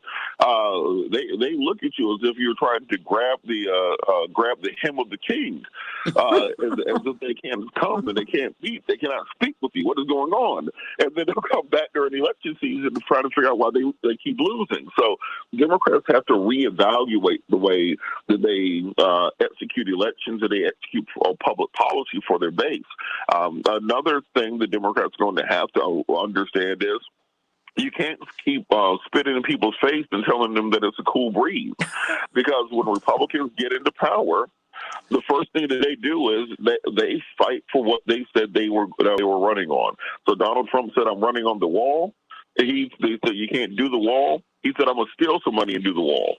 Now, whether or not it happened or made sense, his base sees him fighting for them. When he said, "I'm going to do a Muslim ban," they said, "You can't do a Muslim ban." He said, "Well, I did a Muslim ban. Come get me." Democrats don't do that. Democrats tell you all the reasons they can't do something. They tell you, well, it's Joe Manchin and Kristen Sinema's fault that I can't do voting rights. They'll say, well, it's Mitch McConnell and the Republicans' fault that I can't do criminal justice reform. Well, there's a bureaucratic issue with the Department of Education. That's why I can't do student loan reform. And so you erode your base with that. So when it comes to a fight like this over redistricting, now you don't have those ground troops. You don't have people motivated behind you. So this is not something that popped up last night in this case. This has, of course, been building over the course of decades. And while Republicans tend to think very strategically over the course of generations, Democrats think tactically. They think about what's going to get them through this news cycle, what's going to get them through this weekend. And that's a very poor way to run a long-term political opposition party. And none of them really want the majority issues and the majority interest to be represented. Democrats and Republicans. So I think that they do this delicate dance, Robert Patillo, and they're playing, because we still don't have Medicare for all, right? We still don't have voting rights for all. We don't have, but that little sliver of people at the top do have. The minority is still ruling. The oligarchs are still in charge. You're absolutely correct. And, imagine this. Imagine Joe Biden walks out when we go down to Selma for the Selma to Montgomery March, March 5th, 6th, 7th, down there. And let's say he pulls out a little desk and he just signs a series of executive orders for his entire agenda. And he does student loan cancellation, he does voting rights, he does criminal justice reform, he does everything that's been on the entire Democratic agenda that he couldn't get passed. And then you dare the Supreme Court to overturn it. So if you do that, that you're fighting for them, but the other side is keeping you from achieving your goals. You've now shown the Republicans that you're willing to put up a fight. You've now shown these state legislatures which are willing to redraw these lines. Well, there's going to be some kind of federal response, because right now there's absolutely no disincentive for them to disenfranchise millions of Americans. That's something that should happen, as Gerald Griggs has talked about and as many others have talked about, that whether it survives or not, you have to put up the fight. And right now we're not seeing the fight. And this is why you've emboldened and encouraged these Republicans to get more and more extreme and now gut the last bits of the voting rights that we did have. We're going to be talking about this going forward on the Santita Jackson Show. Coming up, we've got John Nichols talking about Ukraine. What is the deal? Robert, I cannot wait to get you back on to talk about Ukraine, because NATO has violated the agreement that they had with Russia 30 years ago. Now, that's real. Okay, so just stop. And this is a border state of Russia's. They said, we're not going to go eastward. NATO's not going to go eastward. We're not, and they've done just that. Come on, y'all. To stop it. And you know what? Let's get our voting rights. Call 202-456-1414. Call the White House and let them know you want an executive order on your voting rights right now. Let them know that. George Floyd Justice and Policing Act. The president could write an executive order immediately. Would it last forever? No, it would last throughout his presidency. But we might save a life. A mere life would have been saved, more than likely, if the no-knock warrants were illegal. Think about that. Think about blacks losing a congressional district in Alabama. Well, let's talk about Ukraine. Are you ready to send your husband, wife, or children to Ukraine? Do you even know where it is? Back in just a minute. Santita Jackson, child.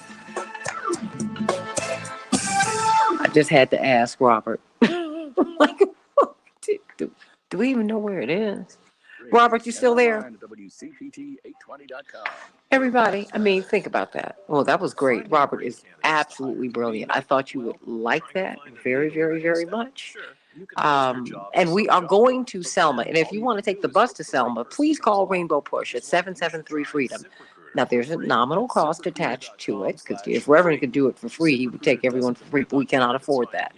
But please, it's not a lot. And it is a great history trip. You need to see Selma. You really, really, really, really, really need to see Selma. You need to see it. You need to see this little town that is virtually unchanged from that period. And see how little places can reshape the world. You need to see Jimmy Lee Jackson's marble headstone. That is pockmarked with bullet holes. I have John Nichols on the line. Thank you so much, John Nichols. Wonderful hearing your voice. John? Is John there? Hey, sweetie. So everybody, please go to call Rainbow Push at 773-FREEDOM, 773-FREEDOM, or go to rainbowpush.org so that you can get registered for this pilgrimage to Selma. Okay, is that John? Yeah, I believe that's John. I think he just may be away from his mic right now. Oh, okay. Just make sure he gets into a quiet area.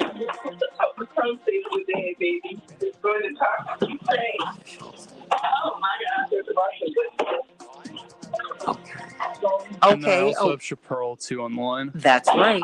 And the dates are March 5th through the 7th, Joyce. March 5th through the 7th. March 5th. I love you, girlie. Love all of you. Love all of you. But you should really come. You should really come. Like I said, you should see Jimmy Lee Jackson's headstone. Pockmarked with, these people still drive past this man's headstone and they shoot at it today. You should see that road. You can only imagine the last minutes of Viola Liuzzo's life. You should see that place. You should see it. You should go to Selma. You should really, really go. And a lot of people go. I know my father has not missed a year since Selma. It's really part of his spiritual pilgrimage. And it should be part of yours. And so please call 773-FREEDOM, 773-FREEDOM after 9 o'clock. And be a part of this pilgrimage. Be a part of this pilgrimage. You don't want to miss it. Thank you, Lorraine. Whew. John Nichols? It can lead to symptoms like diarrhea, gas, bloating, stomach. Is John there? Weight loss. He's still on the call. It's just, I think he's away from his phone right now. Okay, before you bring him up, make sure that his sound is right, okay? And that he's in a quiet place. Okay, do we have Chaparral up? Mrs. Wells? Yeah, she's up. Mrs. Wells? Chaparral? Okay, something's going on because she's not responding. Chaparral? Okay, hold on a sec. Okay. Sponsored by AbbVie. Chaparral? Right now. Hello. Someone with a social conscience who cares about our Chaparral. our government, and our society. We're looking for the right person to tell our story to local businesses in the Chaparral. Okay, we're gonna get it. Chaparral? John? All right, I put her back on. Let me see if... Can you hear the... Hold on a sec. Chaparral? Are we going on in 5 seconds? Okay, but I need to make sure she's on. Yeah, I know. Okay. We can change the world, change the world, change the world. We can change the world, we can change the world, change the world. This is the Santita Jackson Show. War and hate to a place of love, it's not too late. Gotta save the children, we can't wait. Let's change the world. I am green. Hey, everybody. Welcome back to the Santita Jackson Show. Let's talk about Ukraine. Let's talk about Ukraine. Do you know where it is? Well, a lot of our troops are heading over there. They're there now. Why are we there? And why is it that so many people, peace groups and others are just saying, I don't want to be engaged there? Why are the Germans pushing back on NATO? And they're a NATO organization. We've got to talk about that with John Nichols. And, of course, get the latest on his book, The Pandemic, Pandemic Profiteers. The book is doing phenomenally well, and you need to get it. Before we get to John Nichols, let me go to Chaparral Wells. Before we talk about celebrations by us, very quickly, your son, yes, I can hear you now, but I was just telling them about your gala in honor of your son. I'm on with you too. Oh, okay, all right. Well, you know what? John, I think that I can't hear her either. Okay, Yeah. okay. Now they can't hear me. They can't hear me. Stand by. I can hear her now. Okay, Chaparral, can you hear me? Yes, I can hear you now, Santita. Okay, before we get to John Nichols, I was telling people that you have a foundation that does great things. It's named after your son, Courtney Copeland, who was killed 6 years ago. It's hard to believe it's been that long. But that having been said, you've been doing some great things, and you're going to have a gala. It'll be virtual, but we certainly do want to support you. Talk to us about the gala, and then let us know about these vittles. Am I going to get my vittles today? Yes, ma'am. It's not her fault. It's mine. She couldn't reach me Sunday, so there we go. Santita, thank you so much for giving us this opportunity to talk about the Courtney Copeland Memorial Foundation. It's actually going to be in person. Okay. But what I was saying is that for folks who cannot attend personally, they can definitely sponsor a mother who lost a child due to gun violence. And so what we're doing, we're raising money for the Courtney Copeland Memorial Foundation to support our Lotus Blossom program, which basically supports mothers and trauma and grief, as well as also our annual book bag giveaway and our Christmas toy giveaway. Each year we do these things to keep the memory of Courtney Copeland alive. And so these are the reasons why we are actually doing the gala this year. And so we ask everyone to come out and support. It is a large room, so it's very social distance. And we're asking everyone to be back and mask so that way we can be safe. So give us a call at 708-526-4546, 708-526-4546. And let's not forget, Celebrations by Us is also taking your Super Bowl orders, because I have a lot of orders for some hot wings, barbecue wings, sweet and sour wings, meatballs, as well as also finger sandwiches and sliders. So don't hesitate to give us a call at 708-526-4546, 708-526-4546. Thanks so much, Santita. Oh, thank you. Thank you, everybody. So I need to get my order in for the Super Bowl. Hello. It's going to be great, everybody. We've got John Nichols, as we do every Tuesday at this time, and we're so glad to have him with us today. As we talk about Ukraine, more and more people are demanding that President Biden stop escalating tensions over Ukraine. Indeed, there is not complete unity about invading Ukraine. I mean, they're saying that the Russians are invading Ukraine. Some people are saying that NATO and the United States are invading Ukraine. And in fact, people like Medea Benjamin, Code Pink, and Veterans for Peace, a lot of people, more than 100 groups, are demanding that President Biden stop escalating the tensions over Ukraine. Even the president of Ukraine is saying, please, hold on. And Germany is saying, wait a minute, we got a pipeline deal with them. And many people also, John, are struck by this agreement that NATO had with Russia. They said, we're not going to expand eastward. And we proceeded to expand eastward. Can you explain all of that? I mean, what is the source of this conflict that continues to escalate? And it doesn't seem that everybody wants us to go to war, essentially. Well, I think overwhelmingly there's a desire not to go to war. And I think that is clearly deep rooted in the U.S. The polling data shows that Americans do not want to put troops on the ground in Ukraine and get in a frontline fight with Russia. They certainly don't want to turn a new Cold War into a hot war. And so, and that you see in a lot of Europe as well. There's an understanding that if there is a war in and around Ukraine, that's going to be destabilizing for Europe, potentially for Southern Asia, for the Middle East, for all sorts of places, because we're not just talking about one country here. We're also talking about oil imports and exports and natural gas and a million other issues. So the question is, how do you dial this thing down? How do you prevent it from becoming a crisis? Now, there's no one who wants to suggest that Vladimir Putin is, necessarily a straight shooter. I mean, he's a bad player who has done a lot of machinations in the region, and there is no question that Russia has put pressure on Ukraine and actually invaded a part of Ukraine already. So it's not in a situation like this, you're not necessarily saying, oh, well, Russia's the good guy, other people are the bad guy. What you really understand, though, is that there are regional dynamics here that have to be dialed down, that have to be dealt with. And you pointed to one of the real tensions.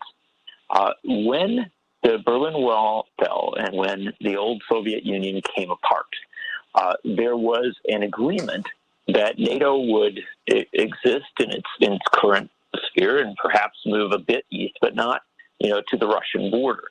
And for the Russians, that's a big deal. Remember, Russia is a country that has been invaded many times throughout history and has had brutal battles and immense losses. In Russia, they remember World War II with a clarity that I think a lot of people in the rest of the world, obviously folks in Europe do as well, but a lot of people in the rest of the world don't have. Well, wait a minute. How many people did they lose during the Second World War? Well, the numbers vary, but it's in the tens of millions. Tens of millions. I mean, it's up to 55 million people. I mean, that's not insignificant. Right. Oh, it's epic. In fact, a generation was essentially not wiped out, but devastated by the war. So as a result, you've got a situation where the Russians are relatively united in their view that they don't want to have a threat at their border. Now, whether NATO is a threat or not, that's an open question. A lot of people will debate that. But the fact is that is how Russia sees it. So that becomes central to the negotiations and this question of whether Ukraine would join NATO. And there are a lot of other issues involved as well. Bottom line is this. A lot of savvy players, including Congressional Progressive Caucus Chair Pramila Jayapal, Congresswoman Barbara Lee, and a lot of other members of Congress like Ro Khanna, Ilhan Omar, and others have stepped up and said, look, hold it. We're not big fans of Putin. We're not like these Republicans that cheer on Putin all the time or something like that. We see that he's problematic. We understand the challenges there. But we don't want to get in a war with Russia. And so how do we dial this down? And the counsel that they're giving, as well as the counsel from a lot of peace and justice groups, religious groups, and others, is that the United States ought to be very, very careful about positioning more troops in NATO ally countries, about implementing indiscriminate sanctions at this early stage before an actual invasion has occurred, and generally dialing up tensions. There's two theories on this and why that's a bad idea. Number one, in general, it undermines the negotiations, right? Because instead of strengthening the U.S. hand, you've got us moving more and more toward a militarized position. You even have some members of Congress, some Republicans, arguing that you should put U.S. troops in Ukraine, which is a disastrous and terrible idea. And then the second component of this that is concerning is that dialing the tensions up could, at least in the mind of many, create a situation where the Russians feel that that they have either an excuse or a demand that they do in fact invade Ukraine. So there's a lot of folks saying, hey, dial it down, dial it back, refocus on negotiations, which, by the way, President Biden has throughout this said that's what he wants to do. But there's mixed signals coming. And again, Pramila Jayapal, Barbara Lee, and others have been saying, be careful about that. Don't send mixed signals. Aim at trying to get a negotiated peace here. Back up Macron from France and others who are trying to find a way out of this thing and make sure that there isn't a war in this part of the world. Because if there is, whether the U.S. is directly involved in it or not, it's something that's going to impact all of Europe and yes, the United States. Well, let me find out what this is. What is this saber rattling about? Linear Bob says, who is pushing for war? The military-industrial complex, the 0.1%? Who stands to benefit from the saber rattling, as he put it, in possible shooting war? It could be a hot war. We're talking with John Nichols. His latest book, this bestseller that you need to get, Coronavirus Criminals and Pandemic Profiteers. You've got to get it. Of course, we can't let him get away today without at least giving us a little bit more about the book. But who is benefiting here, John? It seems like it's not as, it seems like every time you say we want peace, you have to first come up with a caveat. Oh my goodness, I'm not an apologist for Putin. Look, no one is waging more hot wars around the world than the United States. Let's just get real about that. We have more military bases everywhere.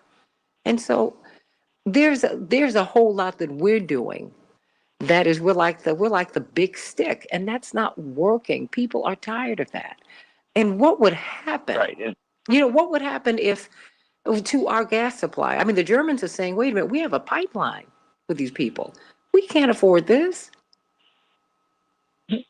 Well, and in fact, you just hit on one of the key issues here, because Russia has become a huge exporter of natural gas. It's become an essential source of energy for much of Europe, and especially for Germany, which is a great industrialized nation. And remember also, Germany usually, historically, the stabilizing force in Europe, at least over the last number of decades under Angela Merkel. And so there is, as always, energy politics involved here. You've got the reality that Russia, Ukraine, both have a lot of natural resources, and you also have other countries in the world and other corporations in the world that are concerned about that and are interested in what that means if Russia becomes a more powerful force in the energy markets. So there are definitely economic underpinnings here. But there are other things as well, Santita. And one of the things is that we lose sight of the fact that there are a lot of folks in the United States who haven't gotten out of a Cold War mentality. That they still operate on this mode that there's going to be, two superpowers in the world, and that they're going to be standing off. And if one of them does something, the other one has to do something. And the great beneficiary of that is China, because China, steps back and looks at these conflicts and says, well, let's, you guys go fight among yourselves. We're going to go and, build roads in Africa and open up new markets in Southern Asia and enter in major ways into South America. And, the simple reality is that while you see all this saber rattling, there are lots of other countries in the world that are saying, hey, we're just not going to go that way anymore. So this is a time, and I always juxtapose it in this way, at a time when the United States should be leading globally on vaccine diplomacy, on health diplomacy. We ought to be helping the world to get ahead of the pandemic, things that you and I have talked about before. We find ourselves in a situation of, sending, thousands of troops to Eastern Europe.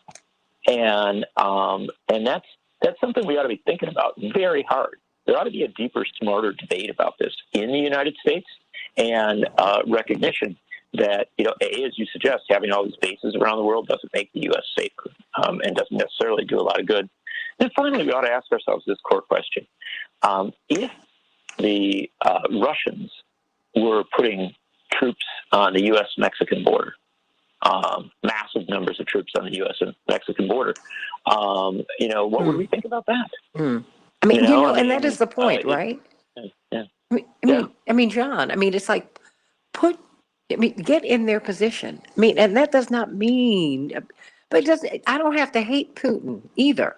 I'm tired of those. It's a very immature way of approaching all of this. I don't have to hate him. And, I want peace? And can't I find something redeemable in him as I want people to find something redeemable in my president? Stop it. Enough already. We're sending our husbands, wives, partners, children into a place, into a part of the world. Most of us don't even know where Ukraine is. We don't know. It's a border state of Russia. It's right there. Most of us don't know that we breached our agreement with Russia. NATO did. And we have. We said we would not move eastward. That is all that we've done. We've signed more countries into NATO. That makes them feel threatened. We felt threatened with Cuba, and they're part of an ocean away, 90 miles, but they're not right there. Let me get a couple of people who want to talk to you because you are brilliant.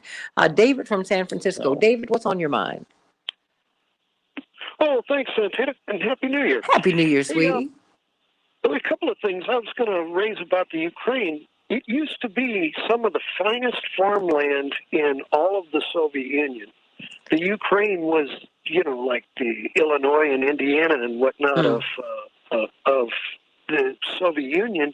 But when Chernobyl, that nasty nuclear power plant that blew up back in late, was it 86, I think, and spewed radioactive ashes all over that topsoil.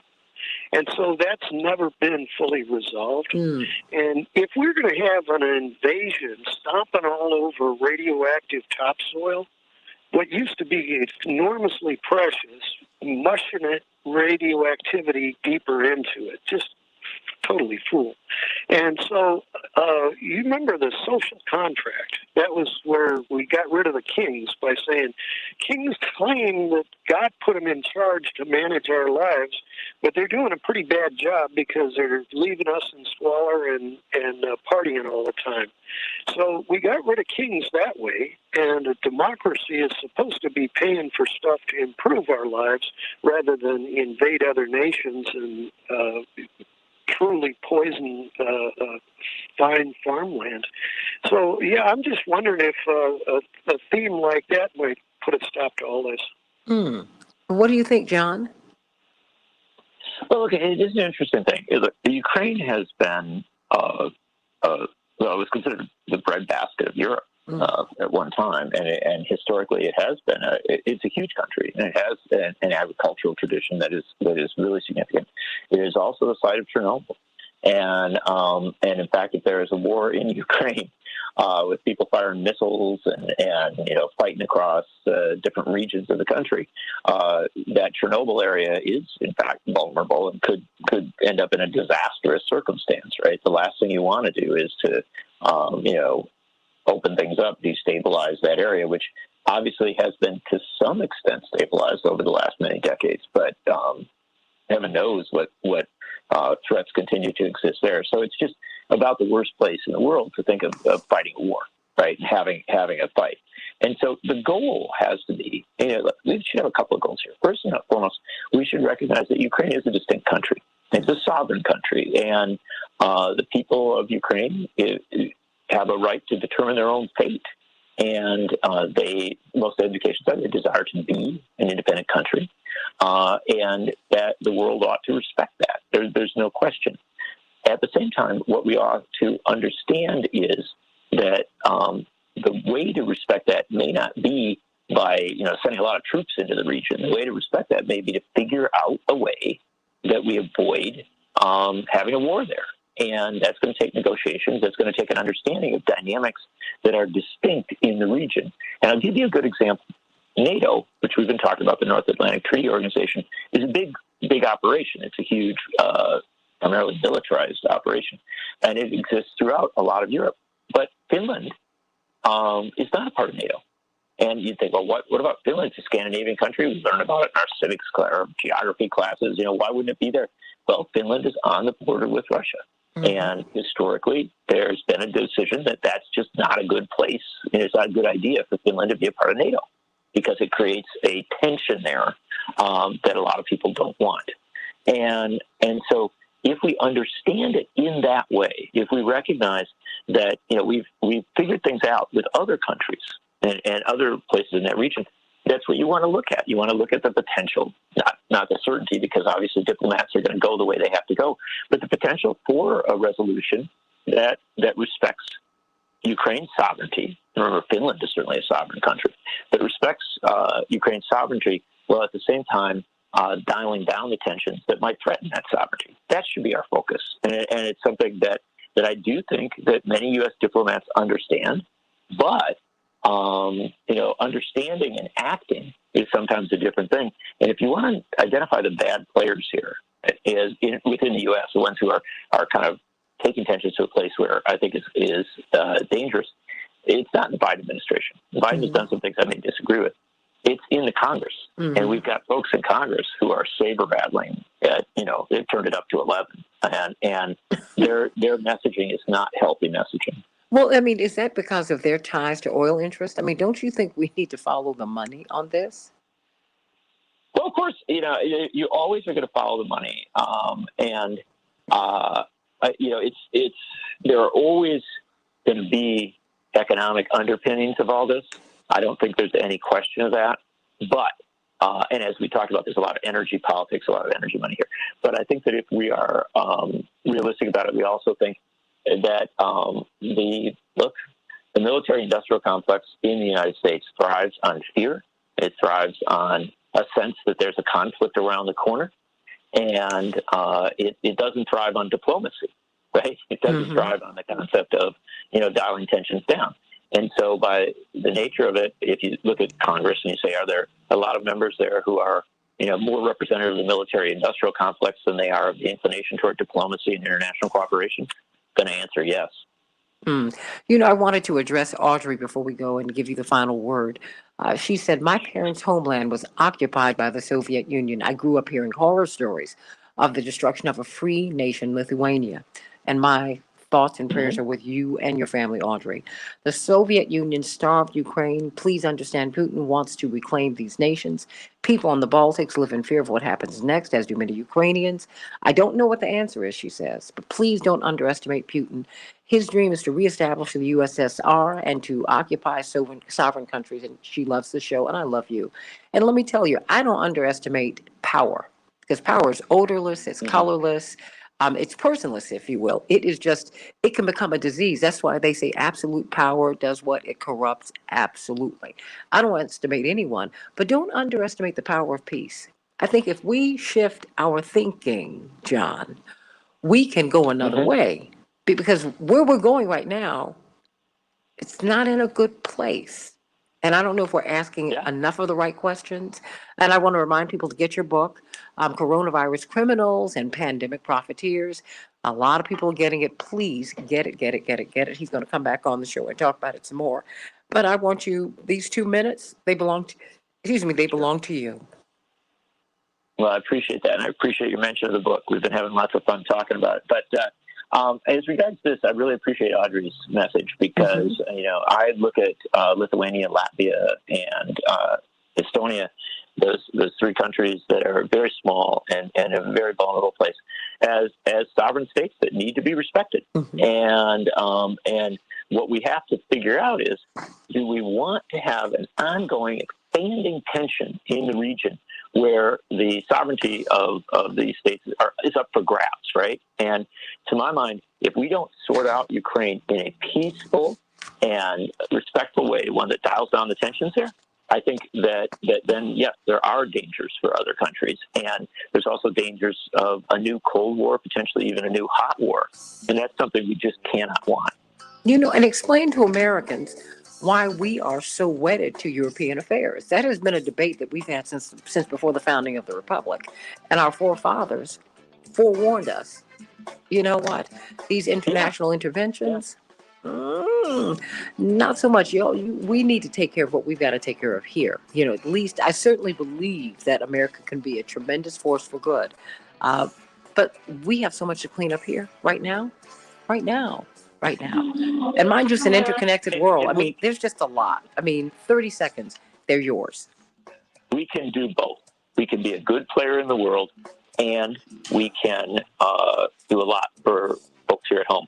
The way to do that is to prioritize diplomacy and to make the United States a leader in a positive way globally, especially on issues like vaccine diplomacy and, sorting out tensions rather than dialing them up. That's right. And show people, talk to people about Medicare for All. How about that? Show the world delivering the best healthcare system in the world to every human being on our shores would look like. Show them that. I love you, John, everybody. Coronavirus Criminals, Pandemic Profiteers, get the book. It will blow your mind. I love you, everybody. Can't wait to be with you tomorrow on the Santita Jackson Show. God bless.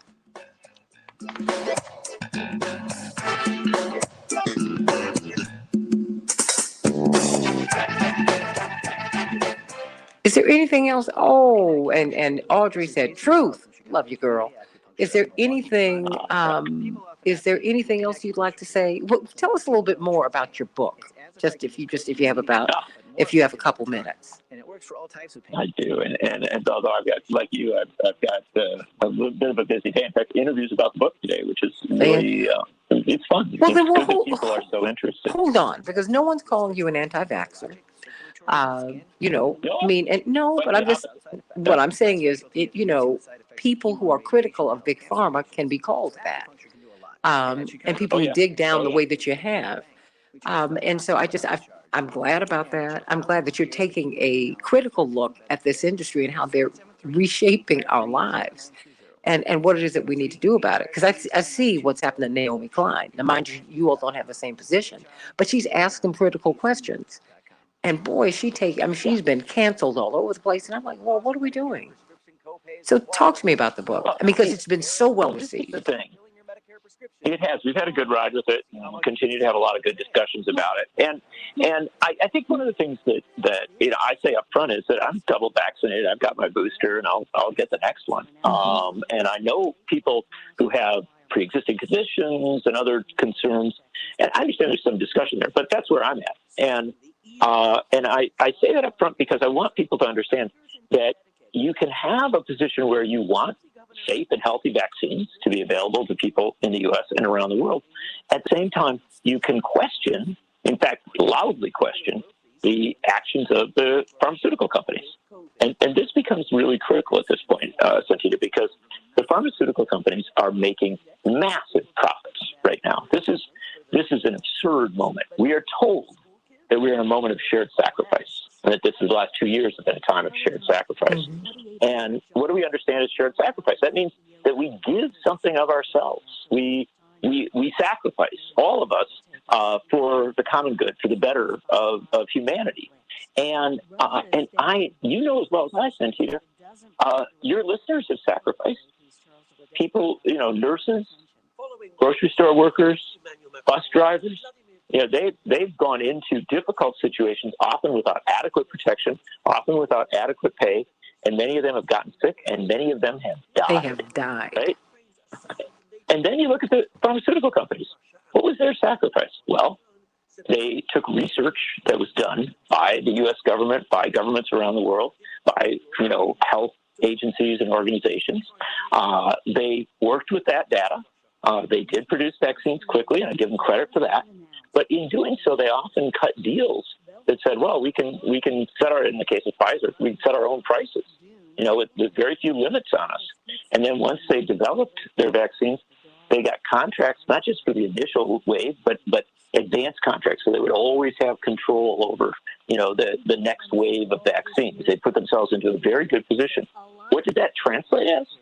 Well, the pharmaceutical companies, Pfizer, Moderna, and their partners have been, according to one recent study, making $1,000 a second, $65,000 a minute, $93 million a day, every day throughout the year. Just keeps going. They keep making all that money.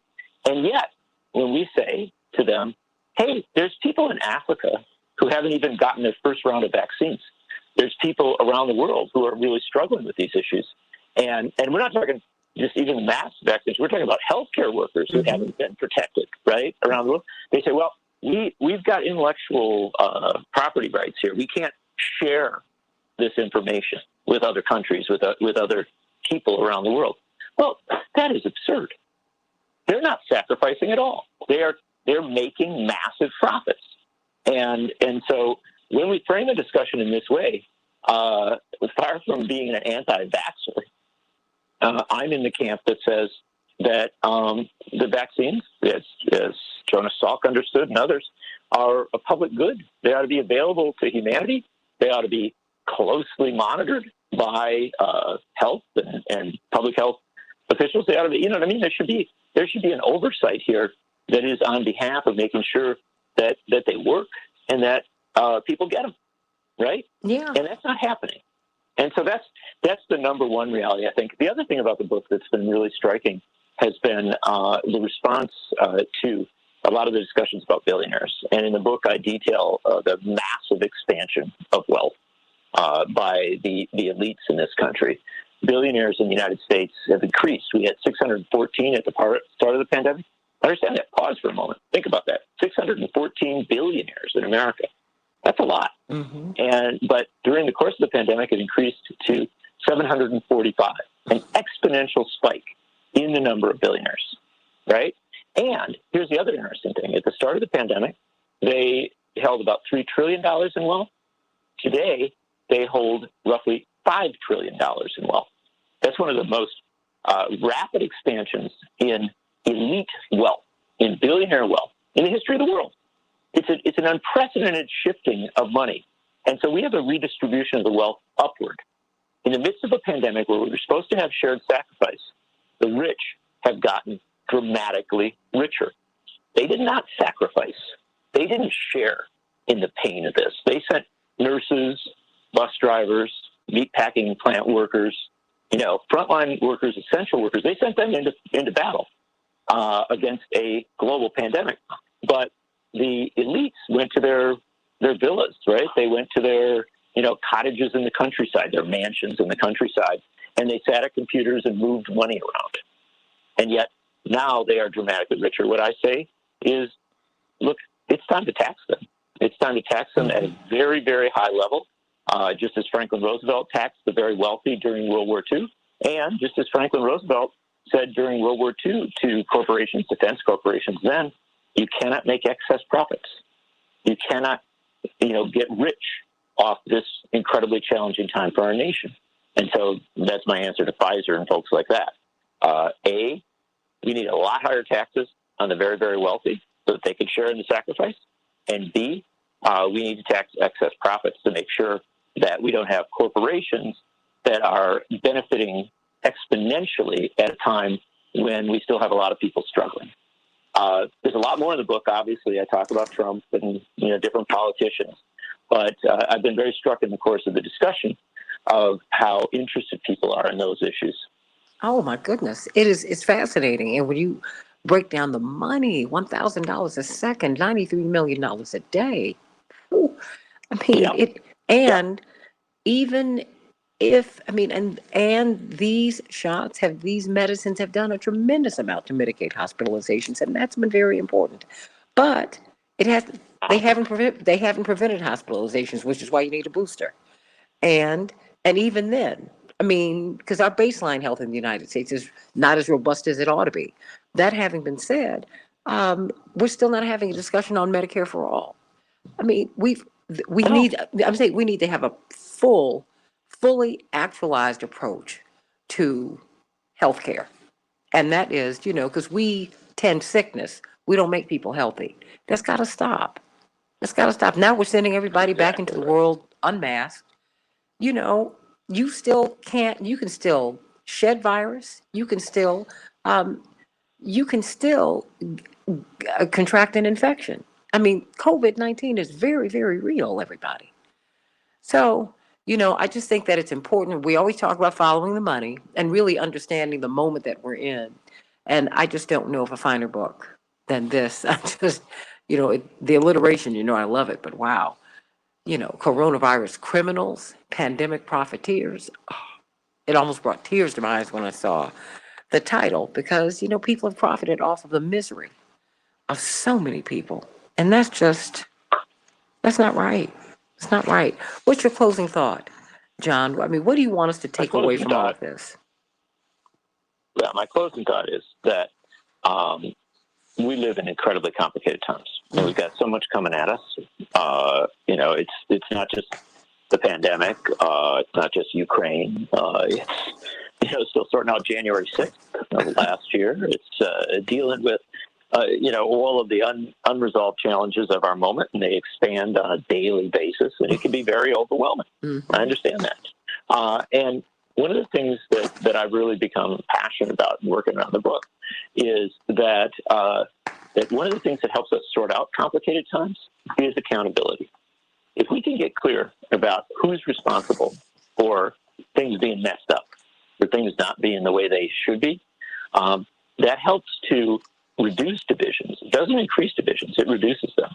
And so one of the arguments I've made in talking about the book is that if you want to kind of get back toward a center of gravity, if you want to get back toward a point where we don't recreate the past, because the past was a mess in many, many ways, but where we can, as a somewhat unified country, talk about how to go forward.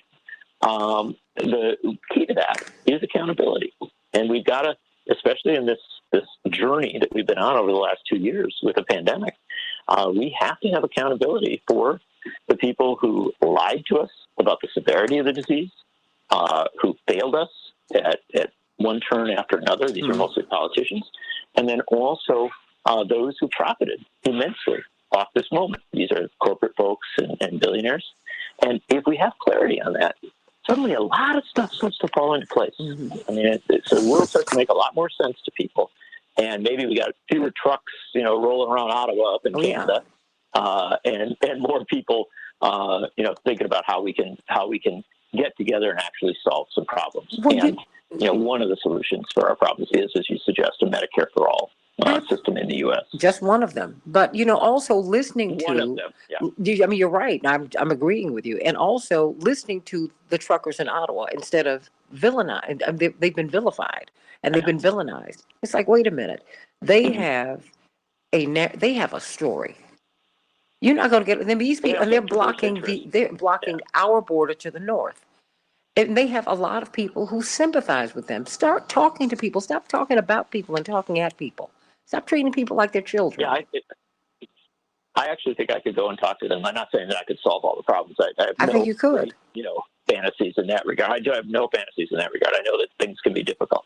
But what I can say, I think I could talk to them about where the money has gone in this moment, and who has really profited off it and who has been forced to sacrifice. And truckers have been forced to sacrifice in the U.S. and abroad. And people, delivery workers and others, people who are in transport, have really been have suffered a lot. And I think I could talk to them and perhaps get help in some ways to get a focus where it should be. And that focus is on the political and economic elites who put their own self-interests ahead of the broader public good. Now, those who are preaching an anti-vax message, I don't think they're helping themselves. I don't think they're helping others. And so I've got a real disagreement with them. But my bet is that we could find some common ground on concern about the pharmaceutical companies. Because everybody's not anti-vax. And from that common ground, maybe even get everybody thinking maybe we should get vaccines, but maybe we shouldn't have them being driven by a massive for-profit corporation. Everybody's not anti-vax. Some people, if you ask a question, that is a label, and it's not right. That is not where many people are coming from. It's many an unfair people characterization of people. Yeah, it's unfair, and it's not true, and it resents you. People resent you, and then they end up moving into that column. It's just canceling people, shutting people down, calling them names. Stop. And I guess I grew up being called names. Okay, I grew up with that.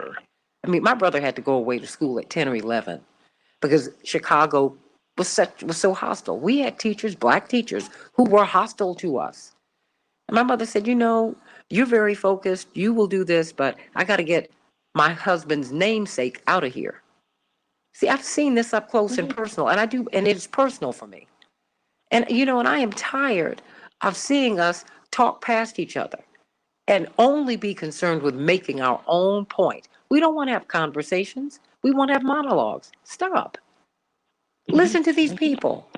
And, because I'm tired of the corporate media, because they're not telling me, and on the right and the left, talk to people, hear them out. You might disagree, but you don't know. You might find a strain with which you agree.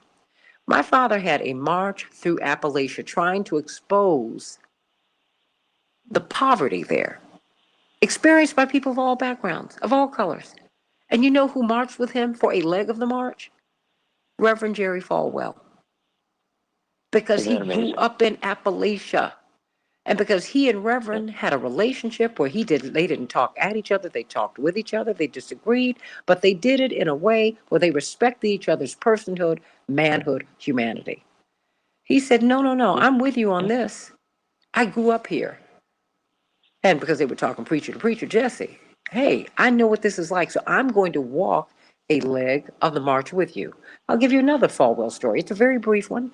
When Reverend was about to run for president in 1983, he was becoming the most threatened president in the history of American politics, presidential candidate. So he had to get his Secret Service protection the day that he announced that. It never happened before. But while we were working on that, Reverend Falwell, whose school is in Lynchburg, Virginia, asked Pastor E.V. Hill, who's one of the biggest black preachers in that white evangelical world, said, hey, I want to talk to Jesse. I want to talk to Reverend.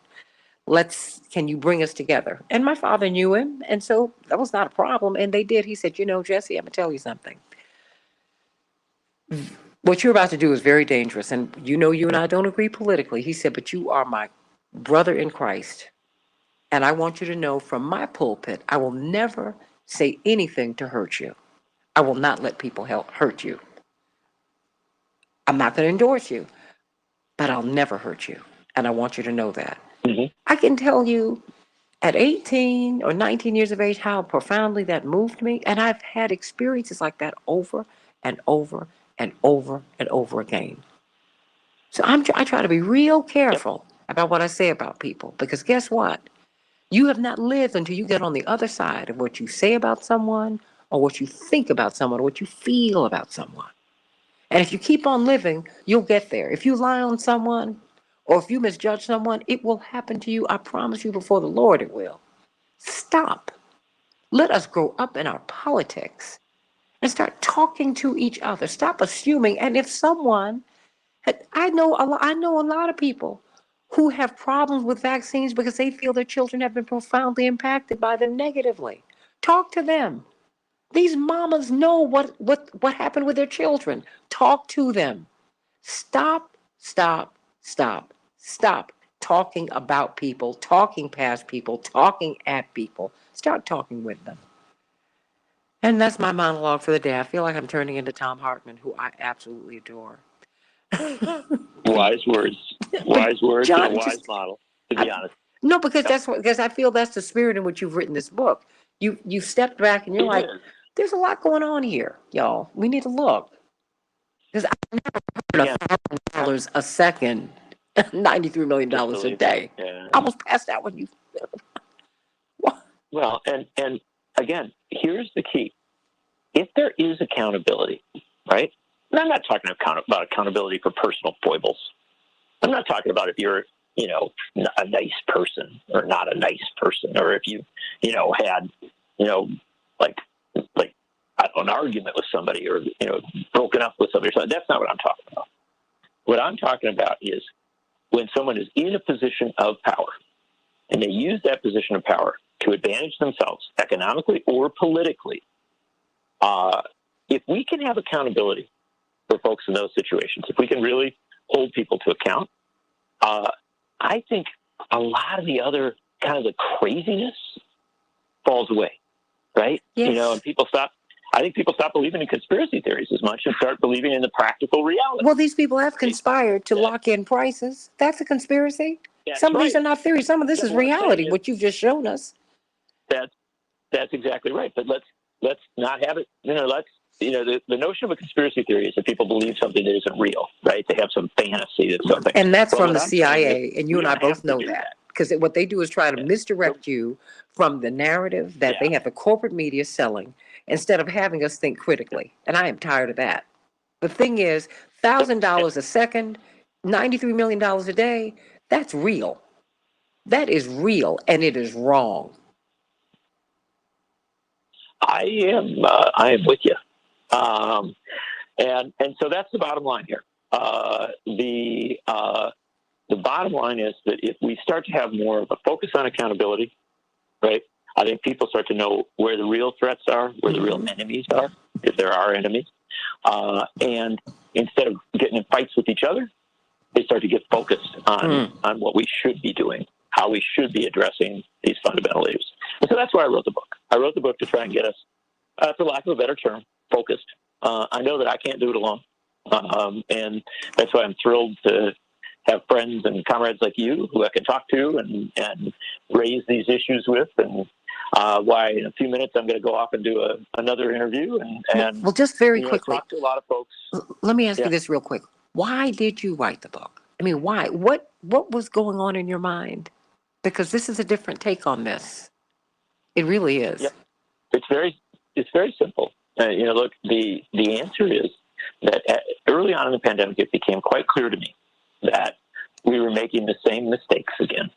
The same mistakes we made when the economic meltdown of 2007, 2008 occurred, the same mistakes that we've made again and again throughout history. And that is that we said, well, we'll leave it to the rich guys to figure this out, or we'll trust the politicians that they've got our best interests at heart.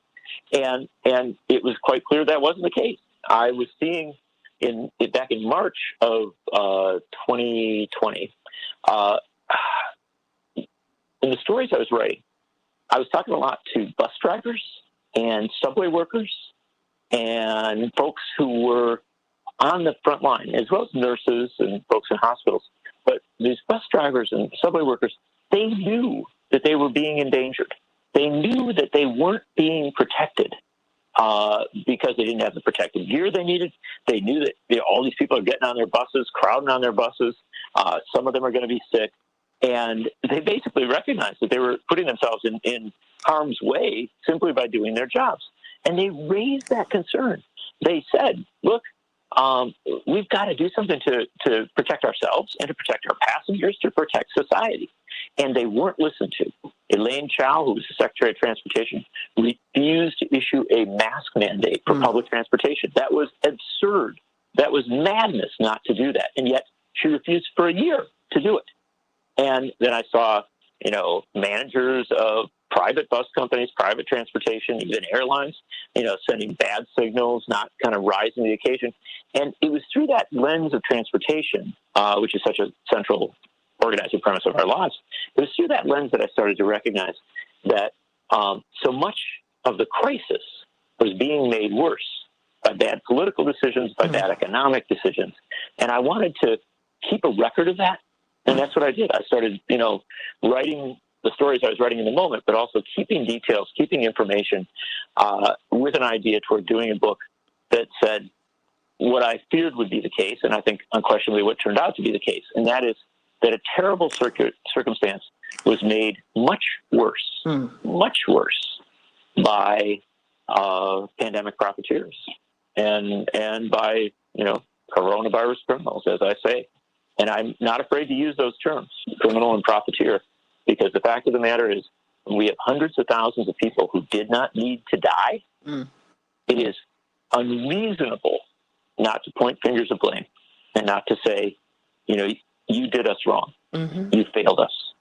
And when we talk about punishment, a lot of people like to punish in, all sorts of direct ways, and I understand that, and I definitely think there should be criminal and civil and congressional action where necessary. But I think accountability has to have a much broader understanding, and that broader understanding, it has room for forgiveness. It does, but what it also requires is that those who advantage themselves greatly should surrender some of that advantage that they took. And for politicians, that means some people should be removed from their offices. They should not continue on, and they shouldn't return if they've been defeated. And for the very, very wealthy, that means that they should pay much higher taxes and contribute much more to the betterment of society. That's not a radical view. That's the view of Franklin Roosevelt during, the Great Depression and World War II. Well, he was a traitor to his class now. Remember that. He was a traitor to his class, but he was a patriot to the country. Absolutely.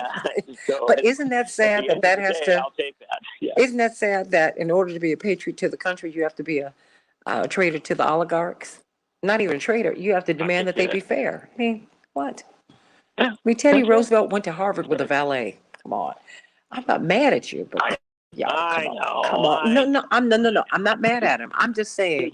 But he came out being populist. Yeah, Okay, I'll get it. I'll take it. Got a little better. I'll take it. I'll take it. Look, I understand we're always going to have the rich. Yeah. Right? We're always going to have powerful people. That's just the nature of the game. Much of it's inherited, comes generationally, not by merit. But we're always going to have the rich. The question is, do they call the shots? Right? Or are they a part of society? During the pandemic, they stepped aside. They stepped out of society into their own, kind of private spheres where they were highly protected. They made unimaginable amounts of money. And then what did they do?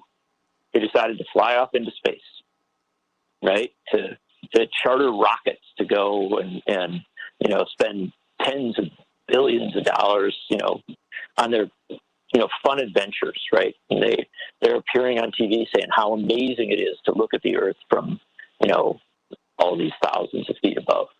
Well, with all due respect, I think there's a lot of people on Earth who just have been satisfied to look at their loved ones who died, and who would have been satisfied to, get back to some, approximation of a normal life. Oh yeah. And so, with all due respect, I'm not concerned about the comfort of the rich.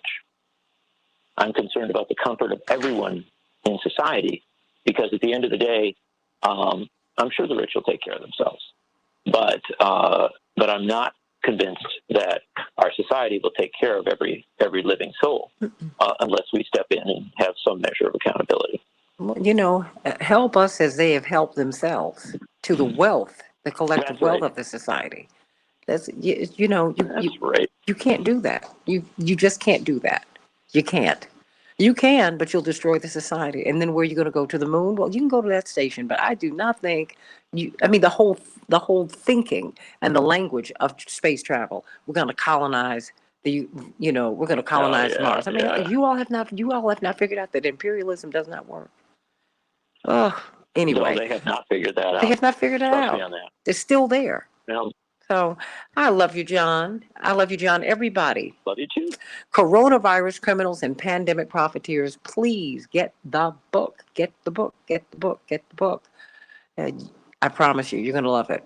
You're going to love it. I have to send you mine. Well, I'll get a new one so it doesn't look as dog-eared as mine.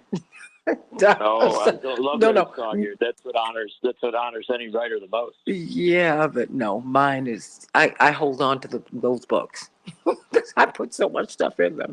I really do. You're so kind. You're so good. Yeah, no, I do, because I love you. Thank you so much, John, my dear brother John. And my dear sister, be strong. No, you too. God bless you. Be strong. God bless you. God bless you as well. Right, and God bless you, my dear, my beloveds. I love you. Can't wait to be with you tomorrow, God willing. Love you. God bless.